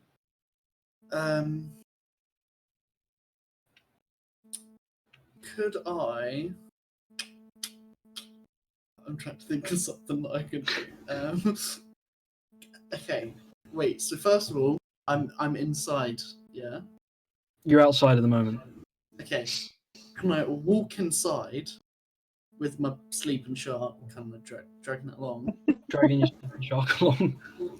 I see fucking these dudes attacking some angels. Yep. So I decide to swing my shark and like try and get as many of them as I can. This guy. So you walk into the center and you try and swing the shark around. Yeah, like club Okay. on the face. Sharknado! Sophie, who is in the room, and Ben, who is in the room, just make a dex save for me as he swings the shark. And So- Charlie, can you roll to hit? Yeah. Is this shark large enough for him to easily swing around? We shall see. We shall... He's a gnome so- as well. Yeah. With what for strength? All the Out better. of curiosity. What is your I got strength, Charlie? my next bit, by the way. What's your strength, Charlie? My strength is 11. Okay. You can try and swing the shark to hit it. I mean, I got a 17 to hit. Okay. So as you kind of yank on the rope to try and pull the shark to swing it around the room, the shark actually wakes up as you pull on this rope. Uh-oh. I guess that's good, because it And, made life. Oh, no. Oh god. and realizes that it's in this room and tries to dive down into the sand, but there is none. The salt, sorry. So it kind of scans around the room and looks for the nearest target to it. You're all kind of in similar distance to where the shark is from Charlie, so I'm just going to randomly see what it goes for. Okay, so the shark, having woke up, dives nose first into the floor, and then jumps straight at one of these kind of ghost creatures that is in front of you, and it got a 19 to hit. So this shark kind of latches itself onto the same one that Gareth had hit earlier and has dropped its sword, and is now kind of gnawing away on this shoulder that was already damaged. And it Well done. takes 15 points of piercing damage from this Oh. shark that you've just tried to swing around, but woke up instead. James, Yes. you go. Just seeing as there, none of my cleric stuff is going to work, so I'm just going to use my crossbow Okay, and just go pew at one of them. which one? There's 10. It's 10. Ghost number 3. Ghost number 3, please. Okay, go for it. It goes nothing.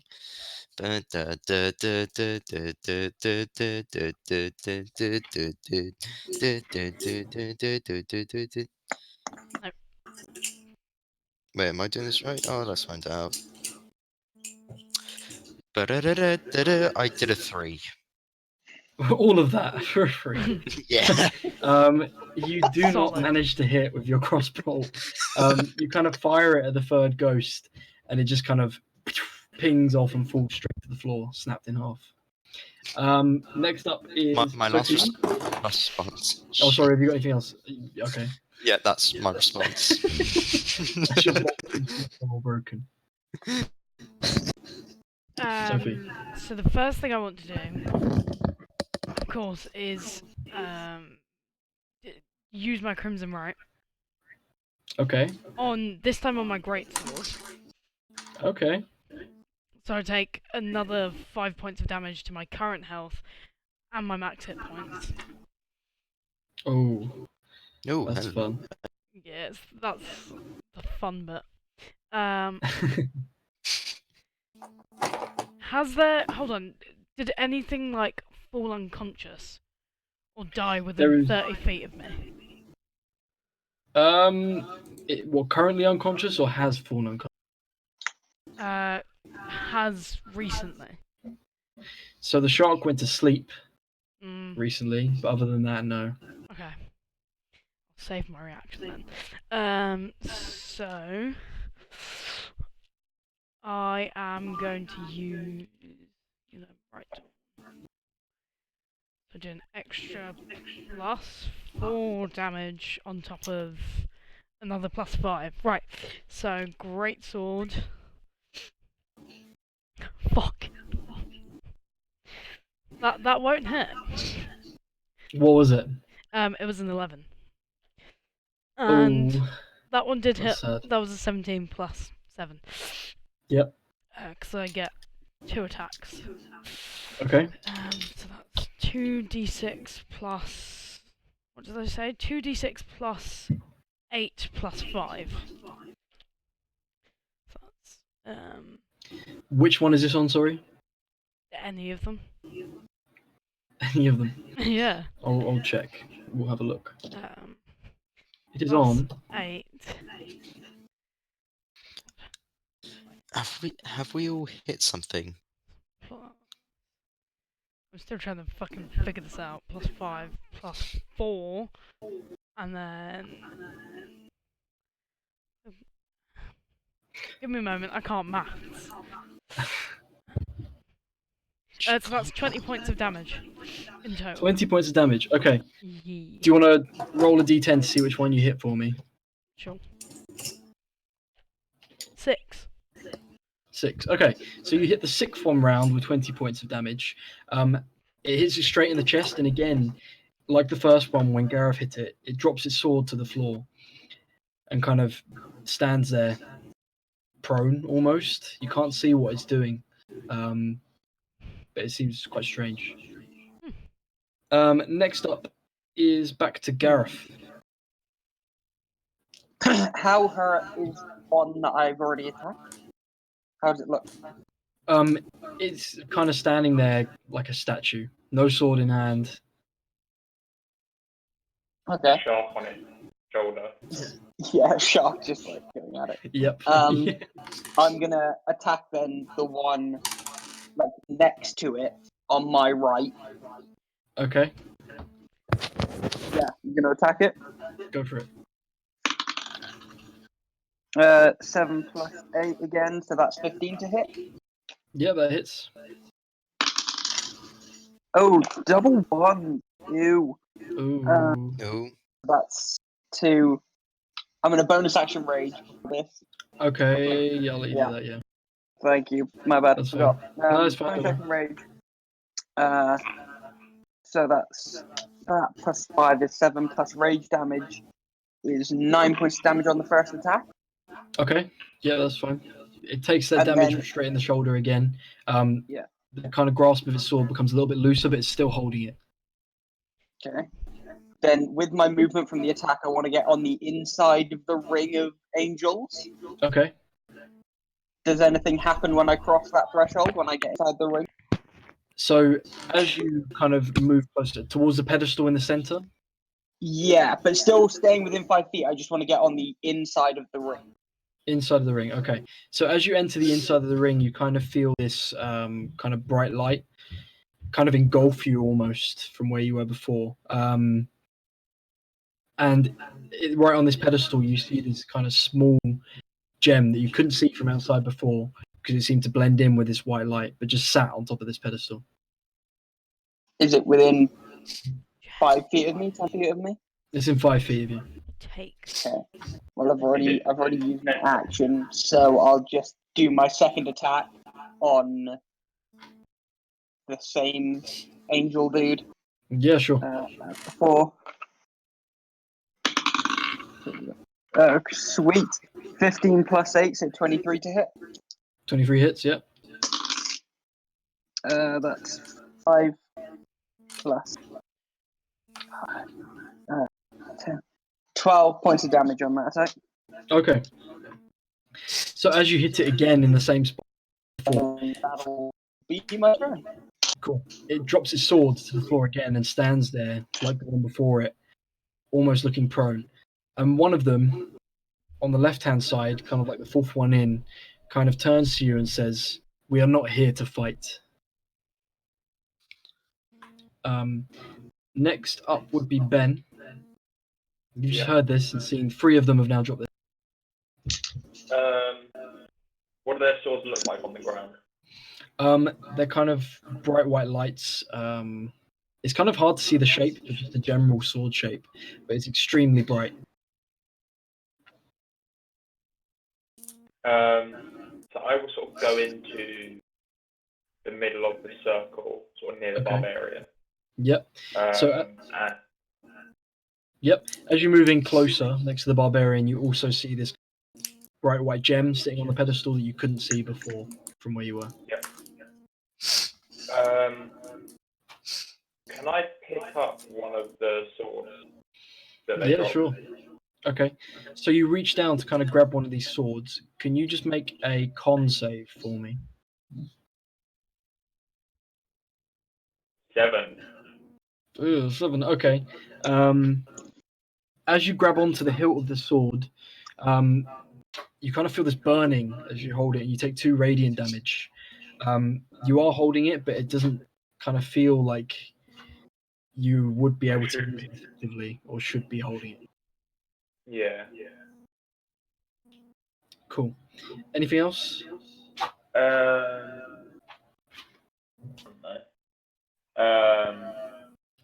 I'll just sort of toss the sword away from them, Okay. and then if I can do it as well, I'll see if I can touch this crystal in the middle. Or, yeah. Okay. You can throw the sword away. You can kind of move a little bit closer into the gem, but you can't quite grab onto it yet. Yeah. Cool. Next up is Charlie. Okay, after hearing this, like, we don't want to fight, I'm just gonna like let go of the rope that has the shark on it. Okay. What, and let it be 3 inch? Oh, Jesus. Yeah. You're making it a I lot imagine it's worse. still latched. It is still latched onto his shoulder, yeah.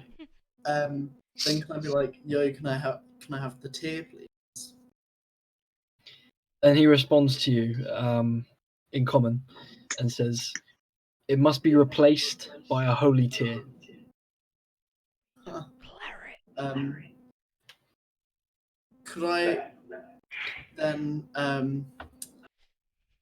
because I noticed that there was like an angel in our group earlier. They are still hovering above you. Yes. Wait, Hello, is she hovering at the moment? Yeah. Wings out. It only lasts for a minute, so technically I'm not. Okay. Are you not? No. How many rounds have we been? Well, I sprouted it before we, For the shark. finished. Yeah. You sprouted it like after Barbarian was charmed and crying, but before the shark attacked. So I think we're about 8 rounds in from there. So you still got it for like another 10 seconds or so. Okay, what I'd like to do then, I walk over to her, grab Yep. the court staff, and like thwack it in their groin really hard. See if I can make Okay. them cry. Don't you fucking touch You me. can try it, yeah. Can I try and catch it? No. Like it's maybe Let like him roll left. first, and then I'll see. Ooh. 20. Day 20. Fuck.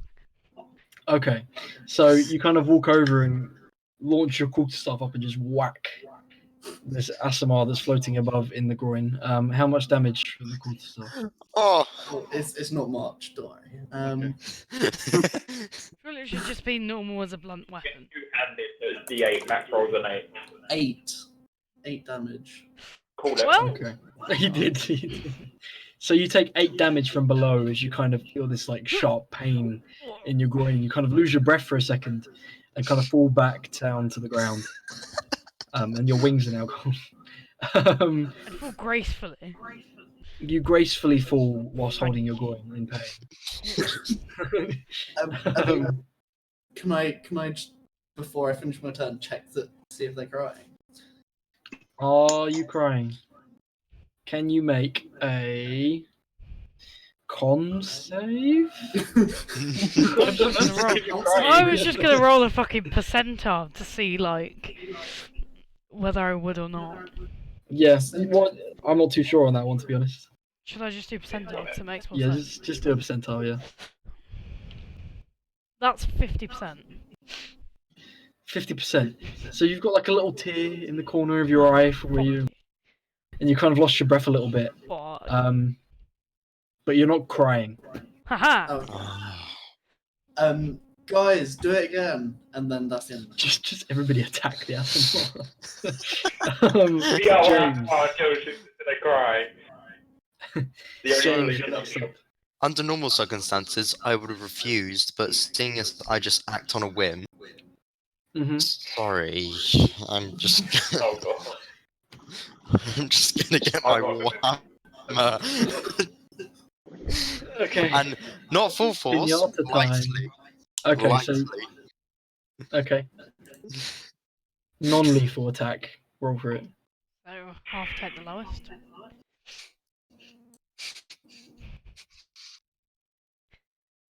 18. Okay. No. Does that hit? Yeah. You hit her with What the Sophie warhammer. just die? Mate, James, instead of roll- glowing roll- red like a normal That blood one- hunter, I'm That fucking one is an 8. I don't want to do this. just James, halve would it you and like round to- down. Like, Yeah, exactly. Roll damage. what are you hitting me with? A warhammer. Right, it's not as bad as a fucking sword. Right in the groin. Straight. Oh, thank fuck. 7. So half round 7, down. So half, so 3. Like 3. well, So again, Ow. can you roll a percentile dice, Sophie, please? Already with a tick. Roll it twice and then take the highest. you want me to roll it twice and take the highest? Yeah, because you've already got a tear in your eye where you've been hit in the groin. Fucking mint. That's a 20. The height. Okay. That was well. Please. Sophie, as he hits you with this warhammer, having just been attacked, you're very confused why these people you've been traveling with are just attacking you for some reason, and you just begin to cry. Oh. Oh no. I'm like a Almost fucking fall down. chest of sorrows, just constantly. Can't And as stop. your tears begin to hit the ground, you kind of slowly are pulled towards this pedestal in the center, and you begin to bawl. Streams of water fall from your eyes Or as you do begin I? to kind of, or do I? As you begin to kind of cry over this pedestal, do you want to just make a wisdom save for me? No. Fail it. Sorry. Did it? It took 2 gnomes to make an angel cry. That is, I don't think. Yeah. That's fun for me. That's a 25. 25. Mm. Okay. So as these tears are starting to pour from your eyes, you kind of snap back out of it and realize that it was painful, but you are kind of not really understanding what happened Used there. to Yeah. Used to it. it. Yeah. So Oh. you step back from the pedestal, kind of like wipe your eyes a little bit, as these as these guards kind of drop their swords, raise their hands, and this kind of bright white light appears from their hands. They are flashing you, indeed. Whilst this is happening. Oh fuck! I was gonna say I wish I had dancing lights because it'd be quite fun right now. It's I got don't. time. Oh, one sec. 1 second. Oh no, I don't like. Yeah. Sophie, as these tears are falling from your eyes, you kind of feel that something is missing from within. You still feel that you have the ability to cry if you wanted to, but you have kind of lost some of your emotions that you had before. I never had any to Like- begin with. What are you talking about? He's dressed all in black. Memory you kind of Four, had three, that you enjoyed have kind of started to slowly dissipate. And in the place of where this tier was that you saw before is now a smaller one, but another tier next to the tier of Zariel. Can I take it? You can reach and try and grab the tier of Zariel, yeah. Yeah. Okay. Can you just make a con save? No. That's a 17. 17. Okay. So you grab onto it, completely fine. These guards surrounding you with their hands up with white light. Now, rather than swords that were there before, these kind of like lances that have just appeared, kind of like spectrally in their hands. And one that is kind of facing you steps forward and says, "All your tears, or you shall not leave." Can I hit her in the groin again? What's that, Ben? I was just wondering, could I will put my hand out towards the Asmar for the tear. Okay, you're putting your hand up towards the tier. Yeah, sort of saying like, can I have it? Okay. Motioning like, give it to me, please. I want to do something. Okay. I'm not going to forcefully take it, and I'm not going to forcefully hit you to make you cry, but Sophie, You Can are I being shoot asked. myself in the to- foot with my crossbow? So I've literally shot myself in the foot. Uh, you can roll to see if you can shoot yourself in the foot. Yeah. I just fucking miss. Because I It's fucking miss. it's Oh no, your I foot. pass. Yeah, that's a 16 plus 7. Okay. That's So you 6. shoot yourself in the foot. Can you roll damage on your foot Why would I roll damage? shot? Because you just shot a bolt into your foot. That's really This just problematic. killed us. Me, I would have done something that maybe would have worked. And if not, then we can just then you can shoot yourself in the foot. So as you reach towards to get the tear, you 9 still pull out a points crossbow and just shoot yourself Yeah. into the foot. Slightly confused as to why that's happened. Can you roll the percentile again, Sophie? Oh, for fuck's sake. This is why you wanted me to play an Azamara, isn't it? That's 100%. 100%. So you shoot yourself in the foot, and a tear falls from your eye again, and it's kind of pulled towards the one that has already been formed. Still standing next to you, this elephant creature is holding its hands out. Having seen you shot yourself in the foot, you going to respond?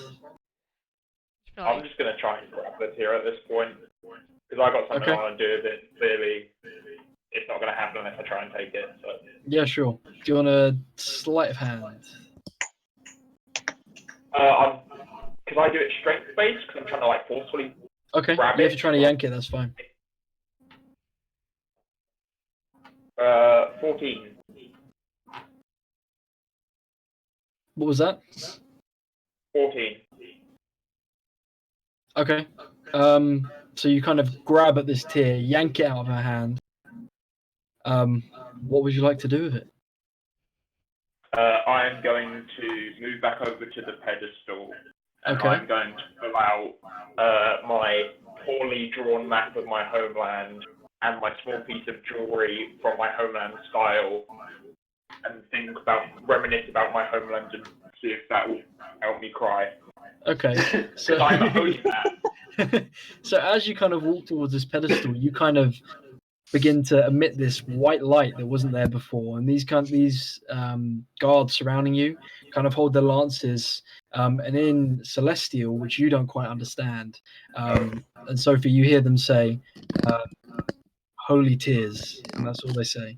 And as you kind of reminisce about where you're from, about where you are now, with the prospect of potentially never returning to your home, you begin to kind of form tears in your eyes.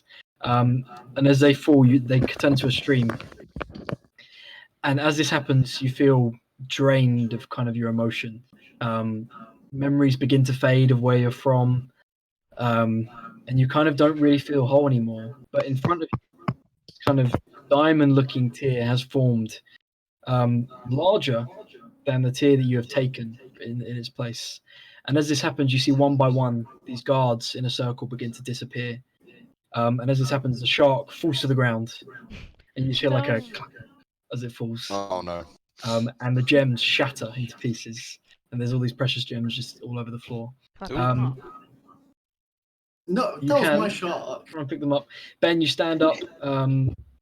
You now feel that if you wanted to cry, you physically could not, of sadness or happiness, and you're not feeling quite whole. But you do have the tear of Zariel, and there's no one to stop you. Me after a 9 AM lecture. Yeah. Be after a 9 AM lecture and then 1 AM to 4 again. Just Wake me up dead. early, give me a Zero long emotion. break, and straight back into it, just devoid of every. Exactly. Okay.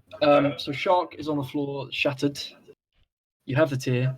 You look back out the doorway and you see off in the distance, Mad Maggie stood on this war machine. She's got this huge bucket under her arm. It's just like throwing stuff at her face. You can't quite see what it is. What do you want to do? Should we go back to her, or should we go somewhere else? Can I just super quickly like gather up a bunch of like these gems and like shove them in my top? Okay. Just generally a bunch of the gems, or are you looking for Yeah. specific ones? Okay. Just Big ones. So you kind of reach down. Can you do a quick investigation check for me? It's not going to be good. I can tell you that much. got 9. 9. Okay, so you kind of grab down, you just kind of scoop up a load of gems and just put them into your bag to kind of check out later. Does anyone else want to do anything? Well, Can I do a perception I check sort of- around the area? yeah, sure, go for it, James. Okay. What are you gonna do, Ben? can I sort of like I don't know, I sort of try using like magic or sort of seeing if the tier can have any special effect? Okay, can you make a religion check for me? Can I Can I guide see us for that or no? Yep, Gareth. Can I see if there's any remnants of the angels at all? Like, is there anything around? Okay, do you want to make a perception check for me as well? Sure. I've rolled 21. 21. So you look around, not looking for anything specific, but you see on the wall that there's these candles now where this light has begun to dim from this room. You can see it actually standing in the ruins of what used to be a turret of a castle, and it's kind of slowly beginning to crumble above you. Right. Oh, Ben, Got an 18 for religion. 18 religion check. So as you kind of get this tear out of your pocket, you kind of close your eyes, hold it to your chest, and you can feel that there's this strong holy power coming from it that could potentially enhance your spells or holy acts. Holiness 100. How well do you pray? Gareth. I got an 18. 18. So you look around and you see that there is 3 swords that were dropped on the floor. Now they just look like great swords. They each have a red gem on the hilt of the swords. Can I No longer bright. pick one of them up and examine it? You can pick one of them up and examine it. Yep. So as you pick it up, you can see that it's very sharp. It's a great sword, and would have an extra +2 on your attack from what you would already have. Sweet. I'm conflicted between like the sword that I forged and I'm really a big fan of and this badass sword. Like, I'm an hour about it, and then I just throw my sword to the floor and put the new one in my sheath. Okay. You sheath this brand new sword, and you now have a holy great sword. Nice. Could I use healing word on the Asimar that I kicked hit in the groin? That'd be nice. You can. That would be nice. I'm very Would you low like to on say that. anything to your groin kicked ASMR? Let me see. 7. What's 7 plus 5? 12. There you go. 12 health. Still not enough. Yeah. I need more. Can I revert that? I'm still Can I under take it my back for like me? max health. Okay. Oh, I was gonna. Wait, so for you on. How low is your health? How low? How low can you go? Quite low. So as Charlie I could casts perform healing less- word, James, you noticed that this turret that you were standing in that was crumbling, bricks begin to fall down one by one. Can you all just make a dex save for Can me? People that are I? standing in the room. I can perform lesser restoration on. I also have lesser restoration. You can both use lesser restoration if you'd like. 21. Can I even fucking cast it? I can't. That's nice. What do you need for it? Lesser restoration only works when poison, isn't it? Or like curses. Okay, removing a condition, I think. Yeah. Like a cursed or a poison.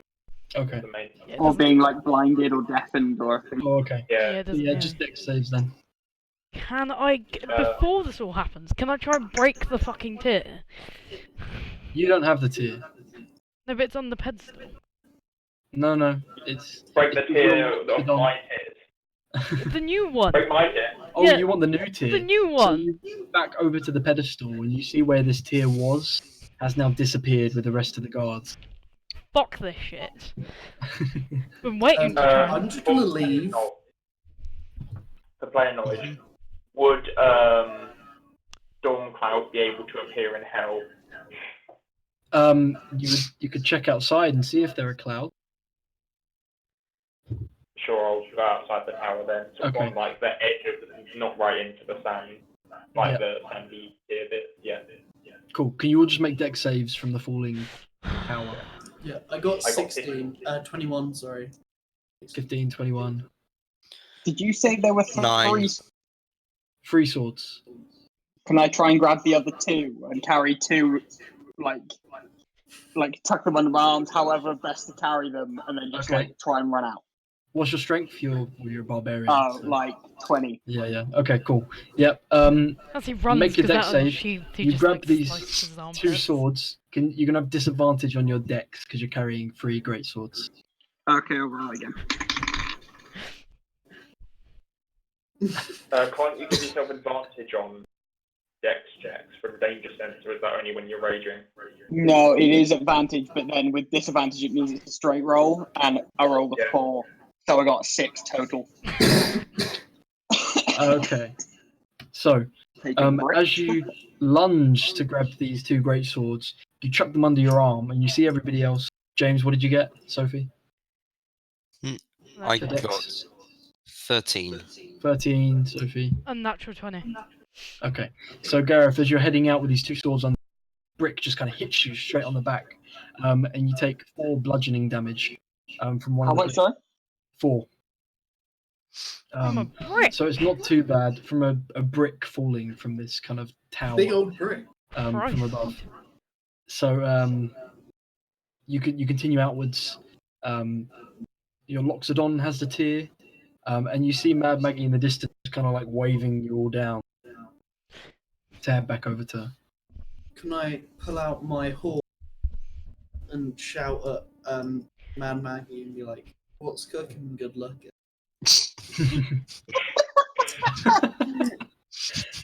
You can't quite hear what she's saying from the distance. You kind of hear like a, "I'm taken, honey."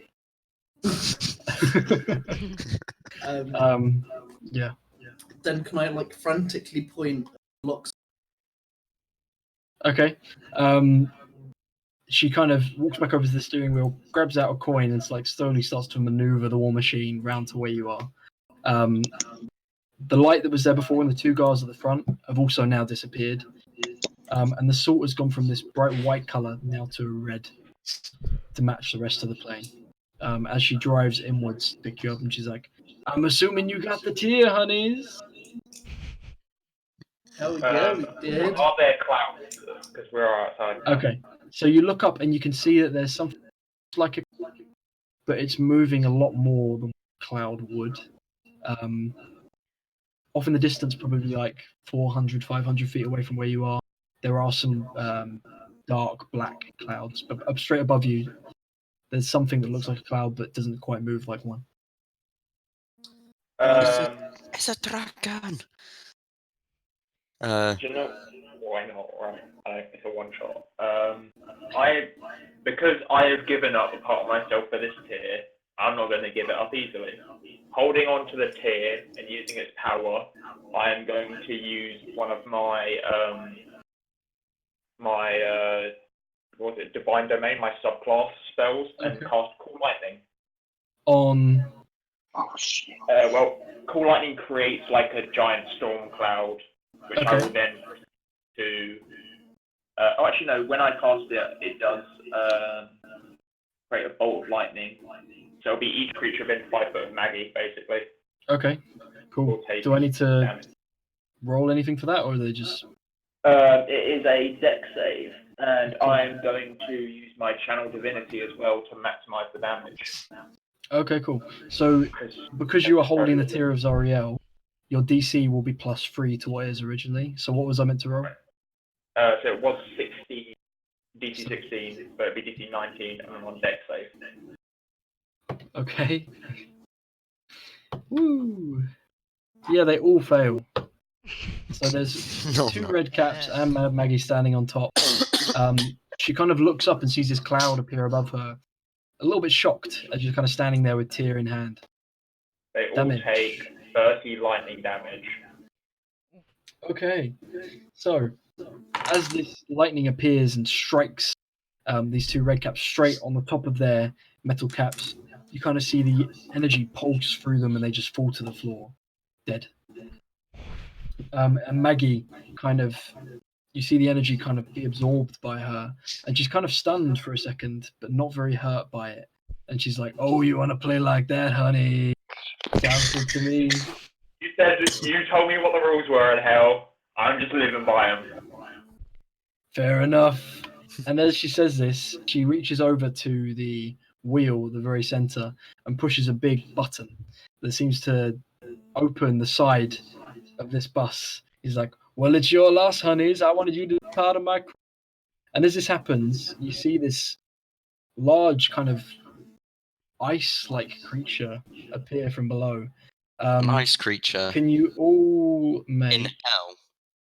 It is a nice creature in hell. A perception check for me, just to see if you know what this is. Ah, fuck. Nat 1. Ooh, You have not no great. idea what it is. You see this 19. kind of 19, okay. That creature looks really. That one! Um, Why am I getting the same as Charlie? Okay. Natural 20. Natural 20. Okay, so my 19 and 20. So you get 18. 18. My 18, 19, and 20. Yeet. As the door of the side of the bus completely gets lifted up by chains that are being pulled down the side, you see this kind of 20-foot long creature lying down on its back, slowly start to get up and move towards you with two large horns on the top. You see that it kind of looks a little bit like a Yugoloth, which is kind of like a demonic creature, but it's kind of strange in some ways. Who am I? Hell people. Sophie, you're chaotic evil, Yes, I am. and you two are. Sorry, they're Gareth and Ben. I am lawful good. Lawful good and I'm neutral good. neutral good. Sophie, can you make a history check for me? Yes. That'll be an 18. 18, cool. You kind of recall from stories that you've heard from these kind of dodgy figures that you've been hanging around in the past, stories of night hags who are able to kind of channel their energy into these and create these strange ultraloth creatures that are able to slay pit fiends and larger demons that Yugoloths would not be able to. As it rises, you all feel the shiver kind of go down your spine. Can you all roll initiative for me, please? Can I try and speak to her? Maybe in a second. I mean, to be fair, this is just me acting out on the road. So if the rest of the party wants to abandon me and go with Fine. Maggie, Yeah, that's you'll true. mind. That's true. Please go ahead. I got 5 for my initiative. Okay. Does anyone want to do anything before we go into initiative? No.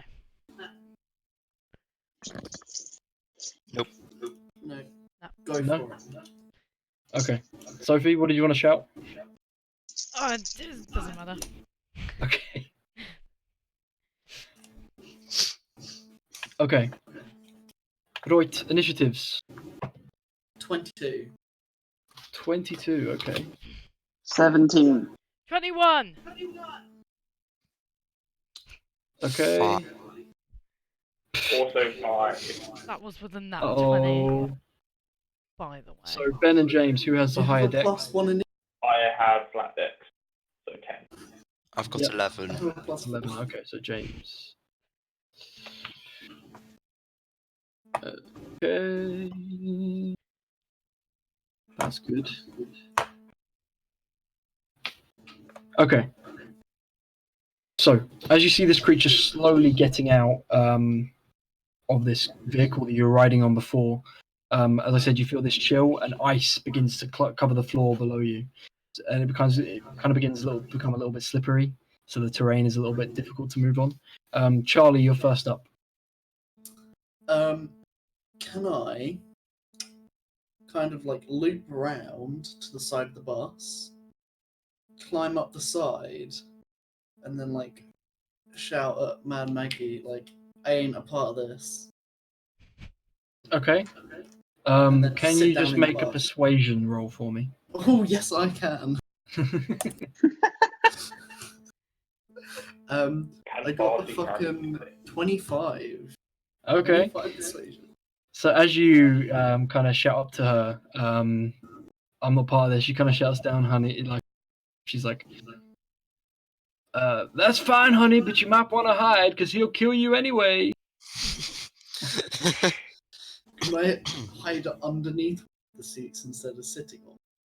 Underneath one of the seats. Okay, sure. You're hiding underneath one of the seats, and he has not seen you. Next up, we have Sophie.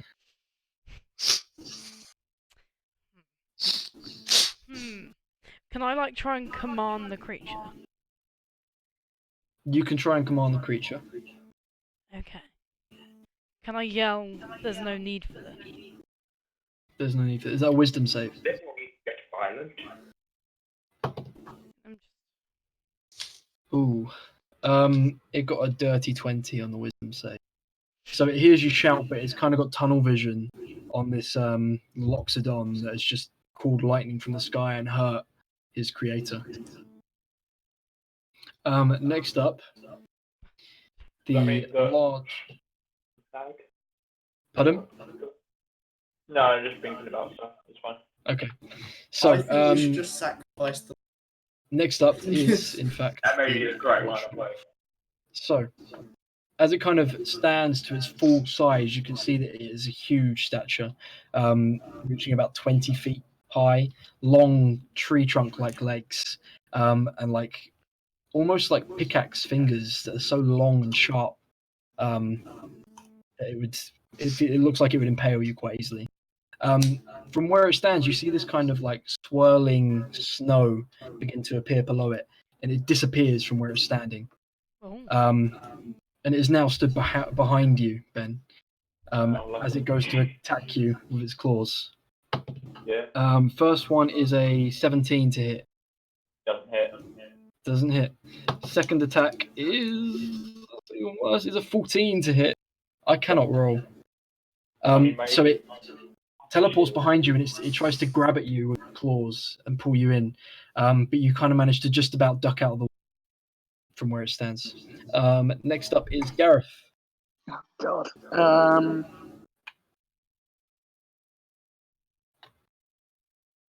Yeah, my character, like Gareth wouldn't do this, but the character would. So here we go.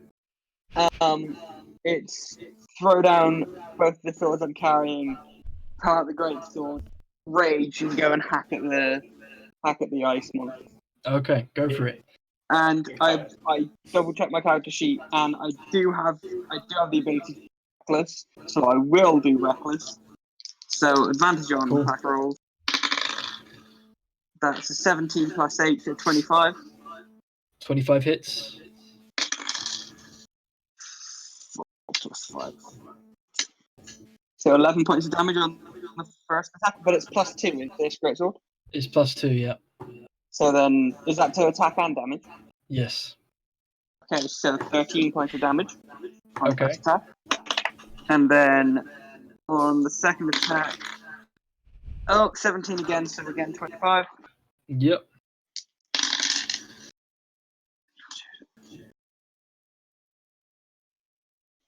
13, 14, 15, 17. 17 points of damage on the second attack. Okay. And because I've got Ancestral Protectors, while raging, the first creature you hit with an attack on your turn has disadvantage on any attack that isn't against me. So if he tries to attack, you get disadvantage. And But if he tries does, to attack you, we'll have advantage. huh? Oh yeah, but you know, Is it right? Okay. So it has advantage on you, but disadvantage. Yeah. Cool. and if it does hit him, he's resistant to the damage, but he does. Okay, cool. His Ancestral Protection is ridiculous. That is a little bit mad. As you kind of hack at his ice-like body, you chip away at some of the ice that was there, but it kind of begins to reform a little bit weaker, absorbing most of the damage, but not quite doing as much as you'd expect again. Next up is James. Right. Sacred Flame. Sacred Flame on the ice monster. Yeah. So Monsters Dex 14. Oh, it has to be 14. Do you want to roll, Josh? Yeah, 14 DC. That is. Ooh, that's a 10, so you hit it. Yes. Yes. Who Oh did wait. something? Oh wait. I actually have to follow through with it now. Oh, didn't expect that to happen. Oh god, You now I have to actually roll have to do damage. I actually have to do damage to it. Oh, whoops! It's just for show, kids. Whoa. Although this creature seems like it's very strong, you can tell it's a bit slow. Oh dear. Right. Please level mighty. 9. 9 damage. Yeah. And that's radiant damage, not fire damage. Not 5 radiant. Yeah. Okay, cool. So, this large flame, you kind of shoot it and it hits it in the back and kind of disperses. Not quite taking as much damage as it should again, but hurting it. It is not really phased by these attacks at all. Ah. Next up is Ben.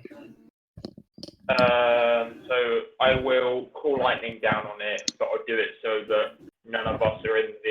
I'll call lightning down so that the 5-foot area effect around the bolt doesn't hit me or the barbarian who are next to it. Oh, he's gone. Oh, God. It's a sign. That was that's how what's going to happen powerful to the spell me was. in like 2 turns. Using your magic, you killed the DM. The most powerful. DM just doesn't come back. Discord just died again. Sorry. It's alright. So I'm going to call lightning down so I don't hit anyone else in the party because it's got a 5-foot radius. I'm assuming there's Okay. enough space. Yeah, that's fine. So it's a deck save or half damage. And I will not max it this time because I don't have more channel difference. Okay. Cool. So do I need to roll? Deck save. Deck save of 19 because I've got the tier. tier. Yep. DC 19. So that's a 14, so that does not pass. Right.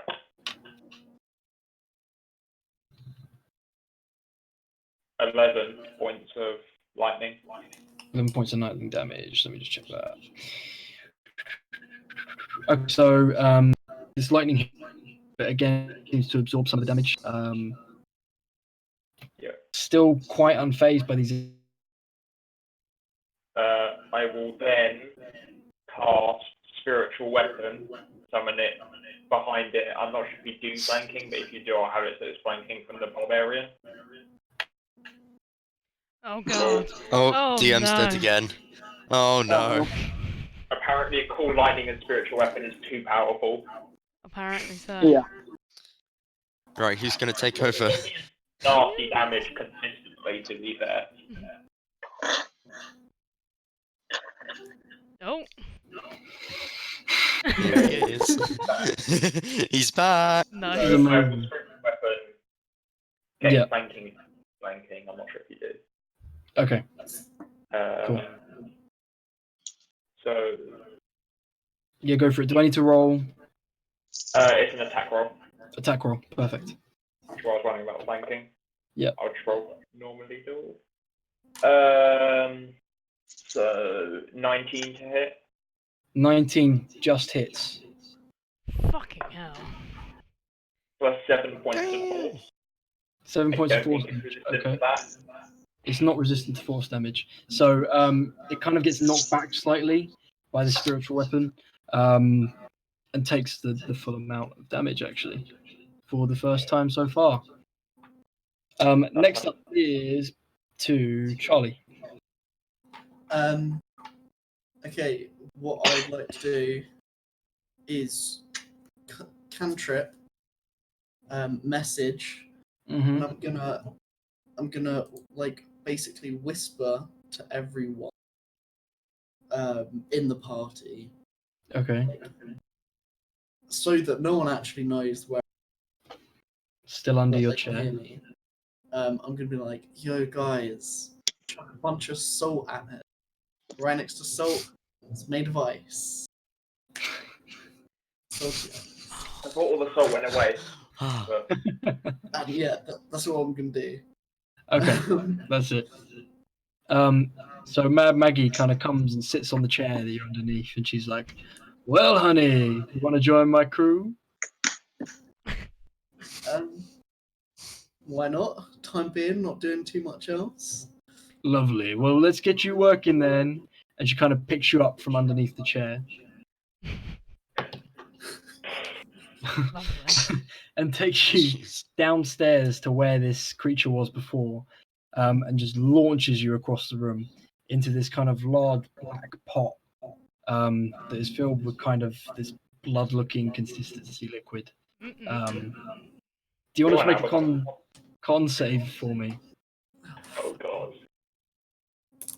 Now there's two reactors. He gives advice on how to beat them, and then he turns into one of them.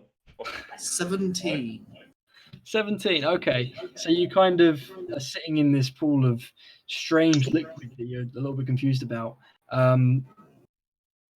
You're kind of stuck at the moment. It's kind of like a tar consistency, and you're trying to kind of get yourself out, but you're stuck. And you see Mad Maggie just pottering around in this kind of like basement area of the truck. Next up is Mwah. Sophie. Can I grab salt and throw it at him? You can move back to get. Well, you're actually standing on the salt still, so yeah. Do you want to make a strength check to throw salt? See if you can get it at him Yes, I from where will. you are.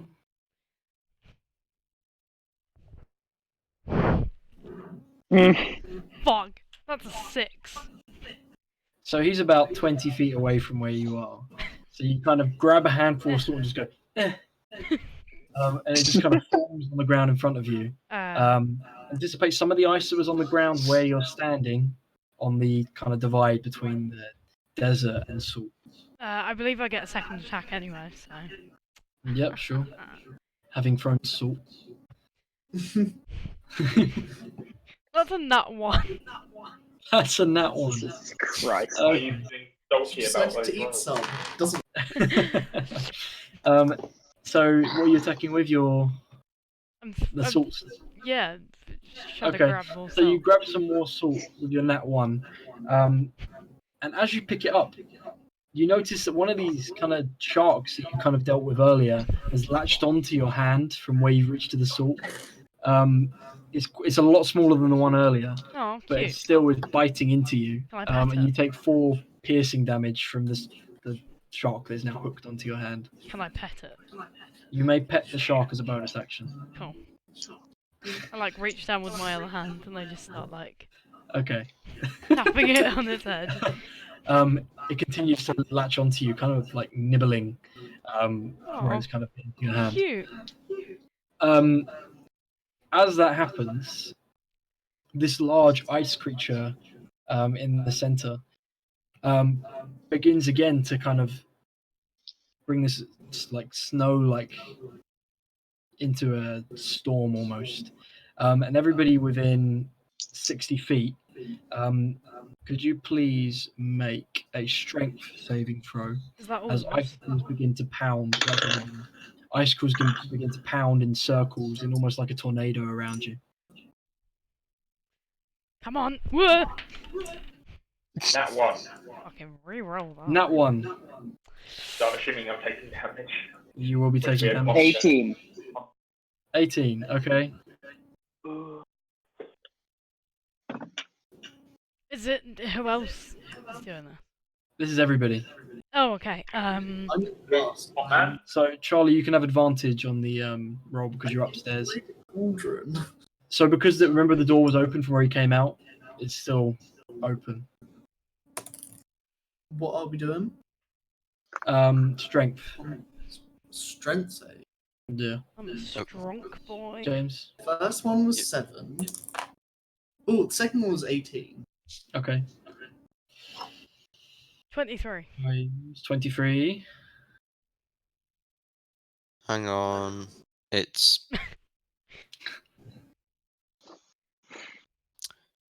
11. 11. Okay. A lot of difficult. So James and Ben, you kind of get caught up in this like icy tornado, and it begins to kind of pick you up as you kind of hit by icicles. We'll do damage for Ben first. 12, 8. That is 32 piercing damage, Ben, as these icicles begin to pierce into you, and you kind of look like a porcupine. And James, Yes. I do make my concentration check on Call Lightning. and James, you take 26 piercing damage from being picked up from the storm. Jeez. Yeah, Sorry, 27. 26. 26. Okay. Yeah. The rest of you, you kind of stand steadfast. The I am now icicles that are spinning passed around. out. Okay, you see one of your gnomes just fall to the ground, having been launched up by this storm, knocked out, basically. Yep. It's sleepy time. Ben, did you check your concentration He's on Call actually Lightning? dead. Yeah, it's half. Okay, cool. I got an 18 and half of 32 is 16. So. Okay, perfect. Cool. Next up, we have Gareth. You've just seen one of your gnomes fall to the ground, and you've just about survived this storm.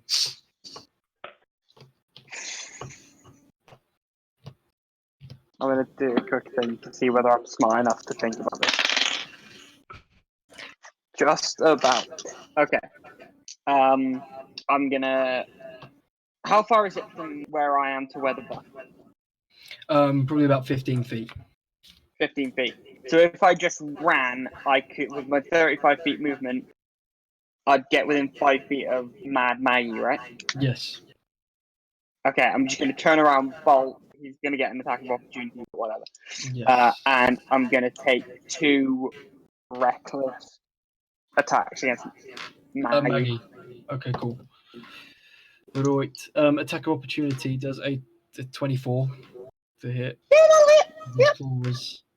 And that is. Sorry, let me just check what he's got. That is 9 points of piercing damage as you run away. Okay, With his half because claws. I'm raging, so Cool, halved.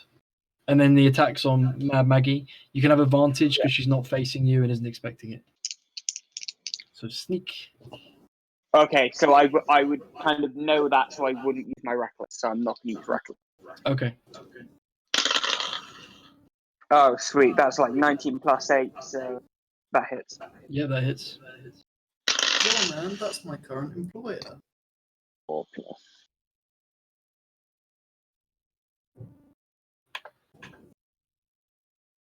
$13 points of damage on the first attack, Yep. and then a 16 plus 8, so 24 on the second attack. Good. Yep.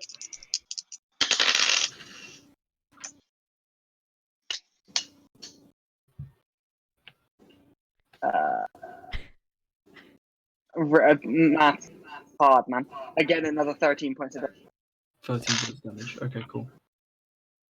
Perfect. So, as you kind of hit her in the back, you see that she is a lot weaker than you'd expect her to be, considering that she's managed to summon a creature like this. You can kind of assume from this that it's taken a lot of her power to be able to get this kind of large beast here. You hit her in the back, and she falls to her knees, not dead or knocked out, but quite badly hurt by this. Anything else you want to do? That's literally. Yeah, that's everything I have. I've got any bonus action. Perfect. James, Yep. I'm on a saving roll, aren't I? you are. Wait, is James 2. down? Yeah, I'm he's dead. down. Fucking. I rolled a 2. By the eye. And the cleric goes down. Mr. D, is that a good saving roll? I rolled a 2. You rolled a 2. Yeah. No, you do not succeed your first saving. Oh, rat. That's a fail. I'm sorry. We're fully just gonna lose our first. Next up is Ben. First of all, I will healing word the unconscious cleric Okay. for 6 points of healing, and then I will call lightning again. Cool. So James 7 points, and then Cool Lightning is a deck save. DC of 19 with the +3. Nice. You've got a 7. I've got 7 healing. Yeah. Yeah. 19 points of lightning. 19 points of lightning damage. Okay. So again, absorb some of it, but is fairly hurt by it. Overall, not too phased.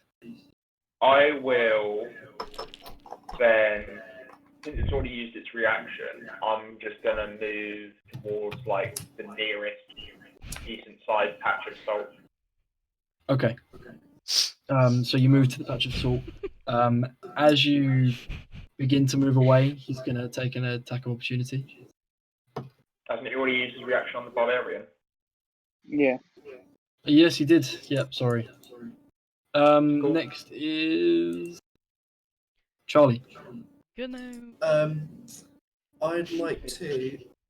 Can I first of all do an investigation to see what fucking liquid I am in? You can. Shit, it's a bit of a bad one. 14. 14. Okay, so you can tell that this is blood of some kind.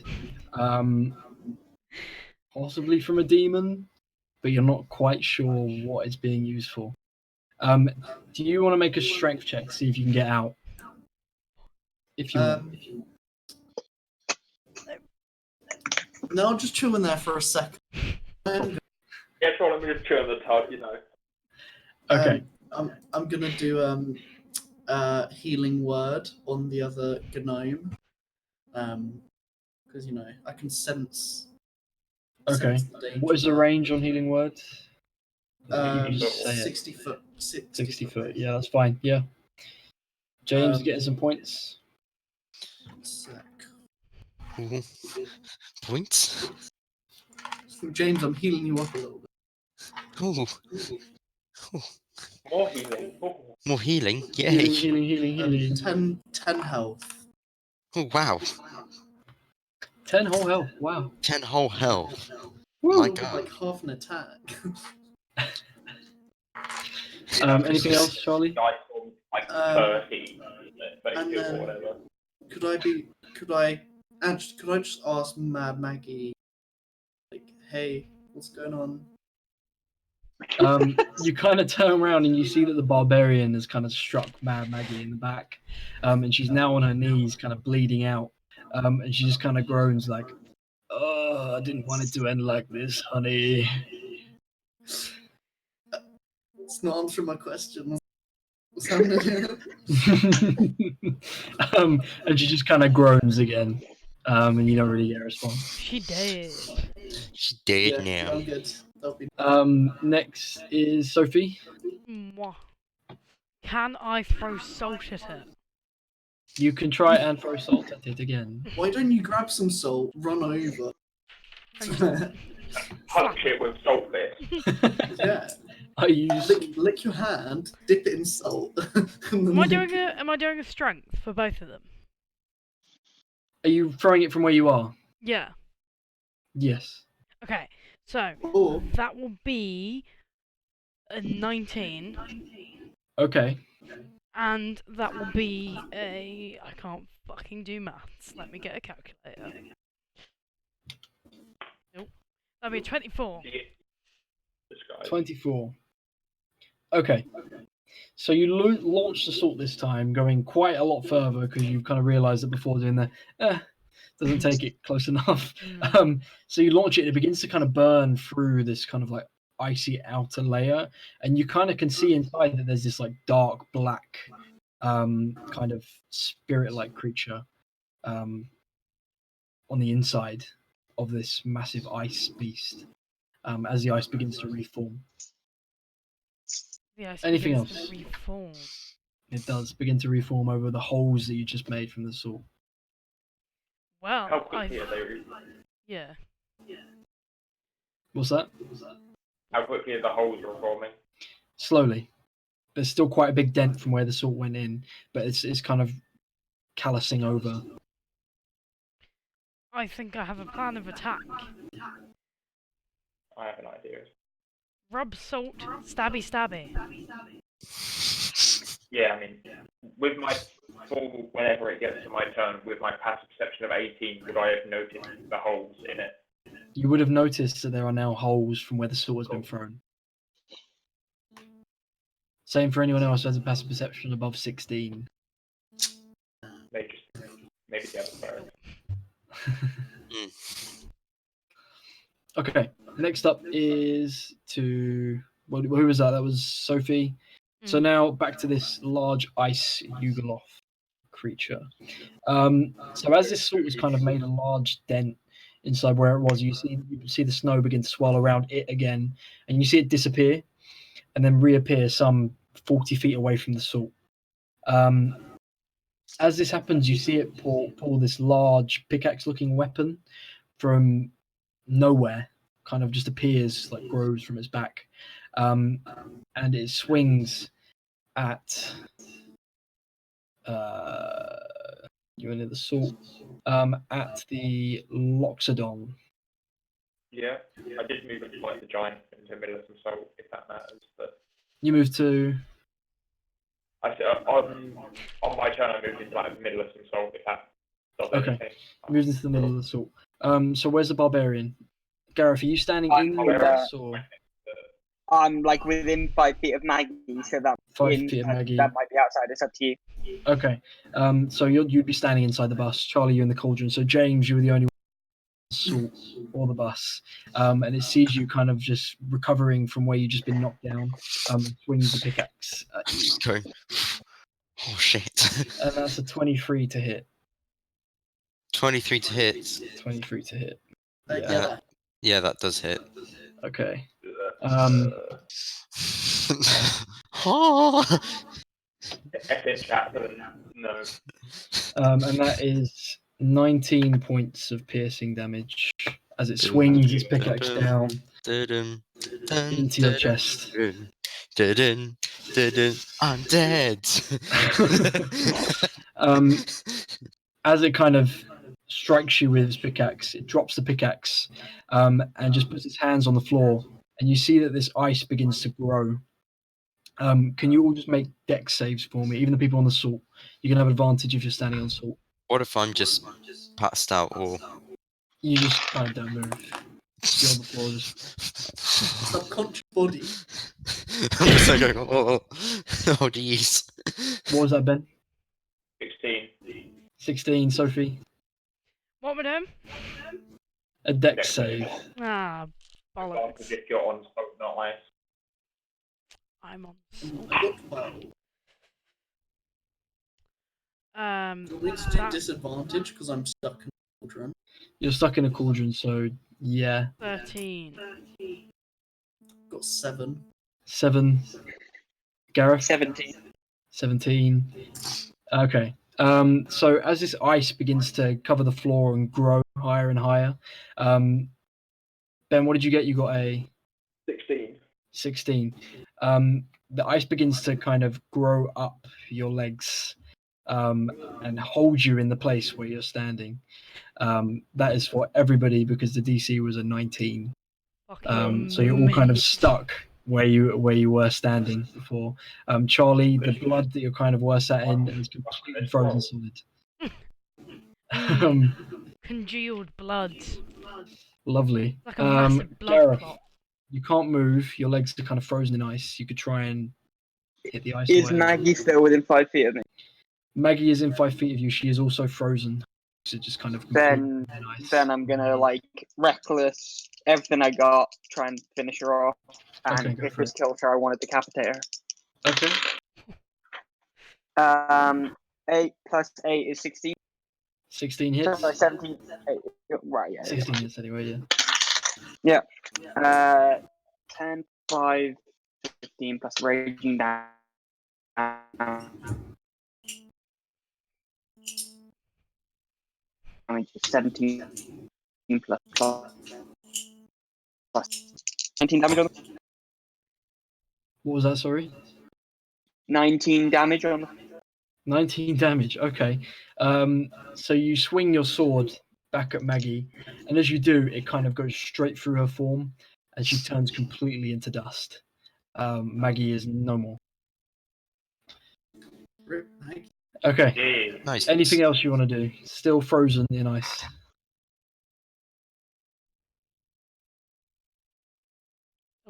I'll take that as a no. Well, I should Okay. probably make a saving throw. You No? probably should make a death saving throw, James. Yeah. Is it Reese? Hatch, so could I basically Oh. Mo? What happened? 19. 19. Hey. James, you're not dead. Yes. Sorry, Gareth, you cut out then. I was gonna say because I've got Damn it! one more Start attack. again. Can I use the hilt of my sword to basically break it? Try and break the ice. Okay, do you want to just make a strength check to see if you can break the ice Sure. around your feet? 19. 19. Okay, so you grab the hilt of your sword, and you break through one of your legs that was covered in the ice. The other one is still a little bit stuck, but you kind of have some movement to pivot now He in the breaks place that his you're leg. in. You break your leg. Bang, bang. Next up, so James, you have succeeded, not dead. Yes. Oh, can I also? Is it possible I could cast lesser? Lesser restoration. That's what it's called. To Myself. you're not under any like condition or anything. So Okay, never mind. anything else? Run, James. Run. Can't, how about I just take the damage? No, I'm just gonna get the hell out. Get the hell out of here! But Start Okay. up the truck. Must So- I? James, you done? Yeah, literally. Okay. Back to Ben. Having seen that, like, the salt made, like, the open bit in the ice, I'm going to call lightning targeting, like, the open bit. Okay. Cool. Deck save. This is 19.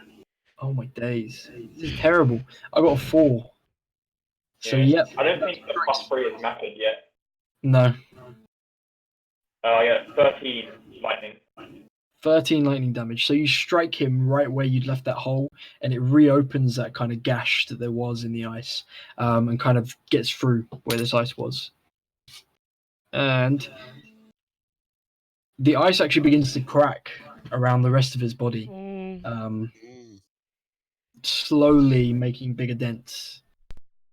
Is the other cleric down? Or are He they is up. He's alive. My spiritual weapon isn't within 20 foot, probably. I'll just bonus action move my spiritual weapon 20 foot closer to the creature. Cool. Okay. You're within about 10 feet of the creature now with spiritual weapon. Okay. Cool. Next is Charlie. Charlie, as you see this start to crack, you can kind of see in the distance from before that was following your war machine that you were in, this horde of demons that were following you quite far off, followed by this large castle, like vehicle that was following you previously. Basically, hurry up. Okay. Can I'm gonna cast sleep on the ice. Okay. Do I need to roll wisdom, or is it? You roll a number of I d8s, think it's and literally that's just- all that You is roll remaining. his health, that's it. Yeah, no, I roll hit points if it's higher. Okay. Yeah, so I get to roll 7 d8. Okay. If that fucking works. This may take me a second. Okay, that's fine. Ooh, 16 first. Sophie, do you want to start your turn while he rolls, see if it goes to sleep? Can I break myself out the ice? Okay, if you roll a strength check for me to see if you can break some of the ice. Charlie? I'm just gonna use a calculator. Okay. Oh my god, I need to do it on the fucking. There you go. Finally. It's just a normal strength check. Yeah, Then that's a 17. yes. Okay, so you manage to kind of like kick at the ice, wiggling your leg around. You're standing on the so it kind of softens the ice, and you pull one of your legs free, but one is still kind of stuck. Charlie, 56 health points. 56. If your ice monster has less, it goes to sleep. Equal to Ooh. or less. It has equal to health points of what you have just rolled, Like, so it goes does to in sleep. fact. How far Go away to is it sleep. from me? It's probably about Creature hit 40 points must feet be from where you are equal or on the less. salt. Oh, so it is still affected. Yep. Yeah. So it kind of you kind of see it slowly start to fall to the ground and just kind of lie down asleep. Nap time. Are we now out of initiative or are we continuing initiative? You are out of initiative as it's asleep. On the back of the like school bus thing, is there still like the 3 demons that you mentioned were tied up before? There is one demon tied to the back still. The other two kind of fell off in the storm earlier. It's barely breathing. But yes. Can you quickly just shout, "Can someone let me out?" You're consumed. We've got Miriam's right next to you, right? That's true. As it has fallen Actually, asleep. I'll just back myself out, won't I? Yeah. At the ice. So strength check. Do I make Wait, two? James dead. No, I'm alive, No, James is alive. but I'm barely breathing. We're all conscious. We're all conscious. So strength check to bring myself out of the ice, right? Yep. Right, 18. 18, yep. So from where you're standing, you pull out one of your feet and the salt kind of melts away at the rest of the ice as you see that the creature's fallen to sleep. The ice in general begins to thin, so it's a little bit easier for you to all move around. As it falls asleep, you can see in the distance getting closer is this kind of like sand being lifted up by these creatures moving towards you, and still this castle just kind of like rumbling along as it gets closer and closer. Within like 150 feet now. Alright, guys, let's get on and go, probably. Once we get the bard out. Yeah. Wait, are we stealing this magical school? Yeah, we are. Yeah. It's a free ride. Didn't we? Of course We're gonna we are. Mad Max this shit. So what I'm wanting to do before like we get on and drive away is I'm wanting to sort of get the demon that is barely alive off the back of the bus. Okay. So you go over to it, you quite easily kind of untie the rope from its ankles, and you see this creature just kind of doesn't even move from where it was lying before, shallowly breathing up and down. Yep, Gareth. Oh, We've lost him. He's died.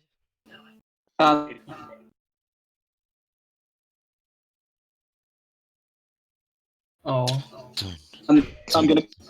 Really sorry. I'll try again. I think he's trying to say that he wants to pull Charlie out of.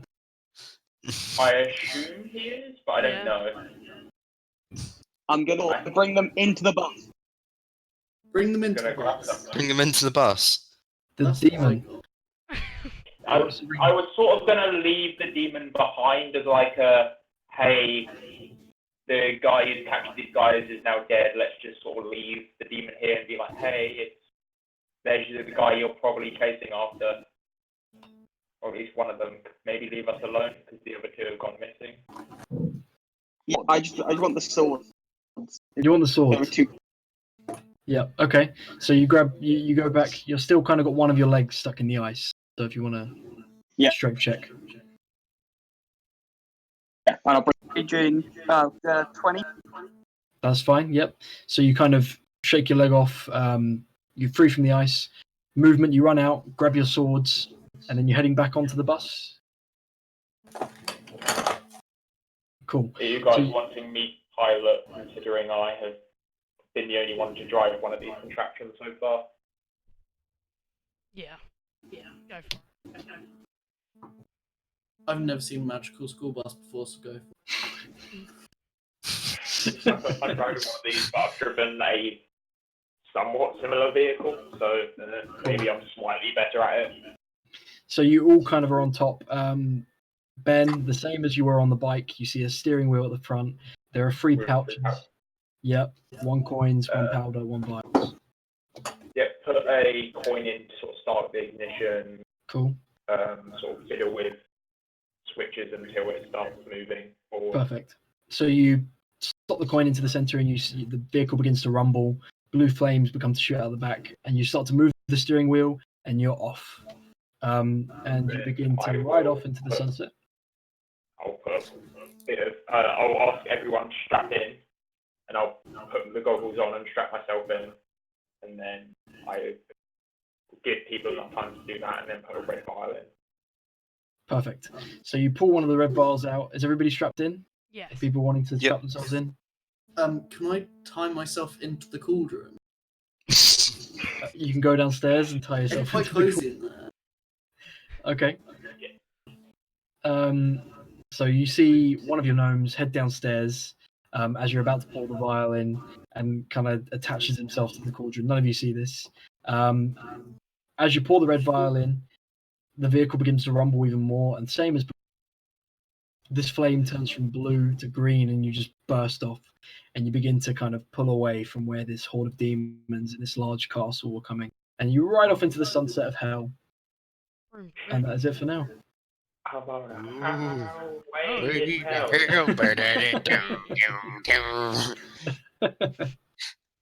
Thank you for playing. Thank you for DMing. Thank you for Thanks for being the That's okay. Thank you, Gareth, for blessing us with your mustache. Yes, thank you, Gareth, for your amazing mustache. I love how I managed to get this here through patriotism. Looking at my homeland trinkets and being like, True Russian. yeah. Soviet Union anthem. Oh, Yeah. jeez. Yep. Okay. That is it. I shall end the stream. She's gonna Do you have end any it. announcements, Sophie? Oh yeah, no campaign this Thursday. We're starting next Thursday. There's some exciting stuff. I'm not in it, but I hope it goes well. Thank you for joining us, Ben. Thanks, mate. Hopefully there's another one Yeah. shot We love on you. Sunday as well. Love you, Ben. We love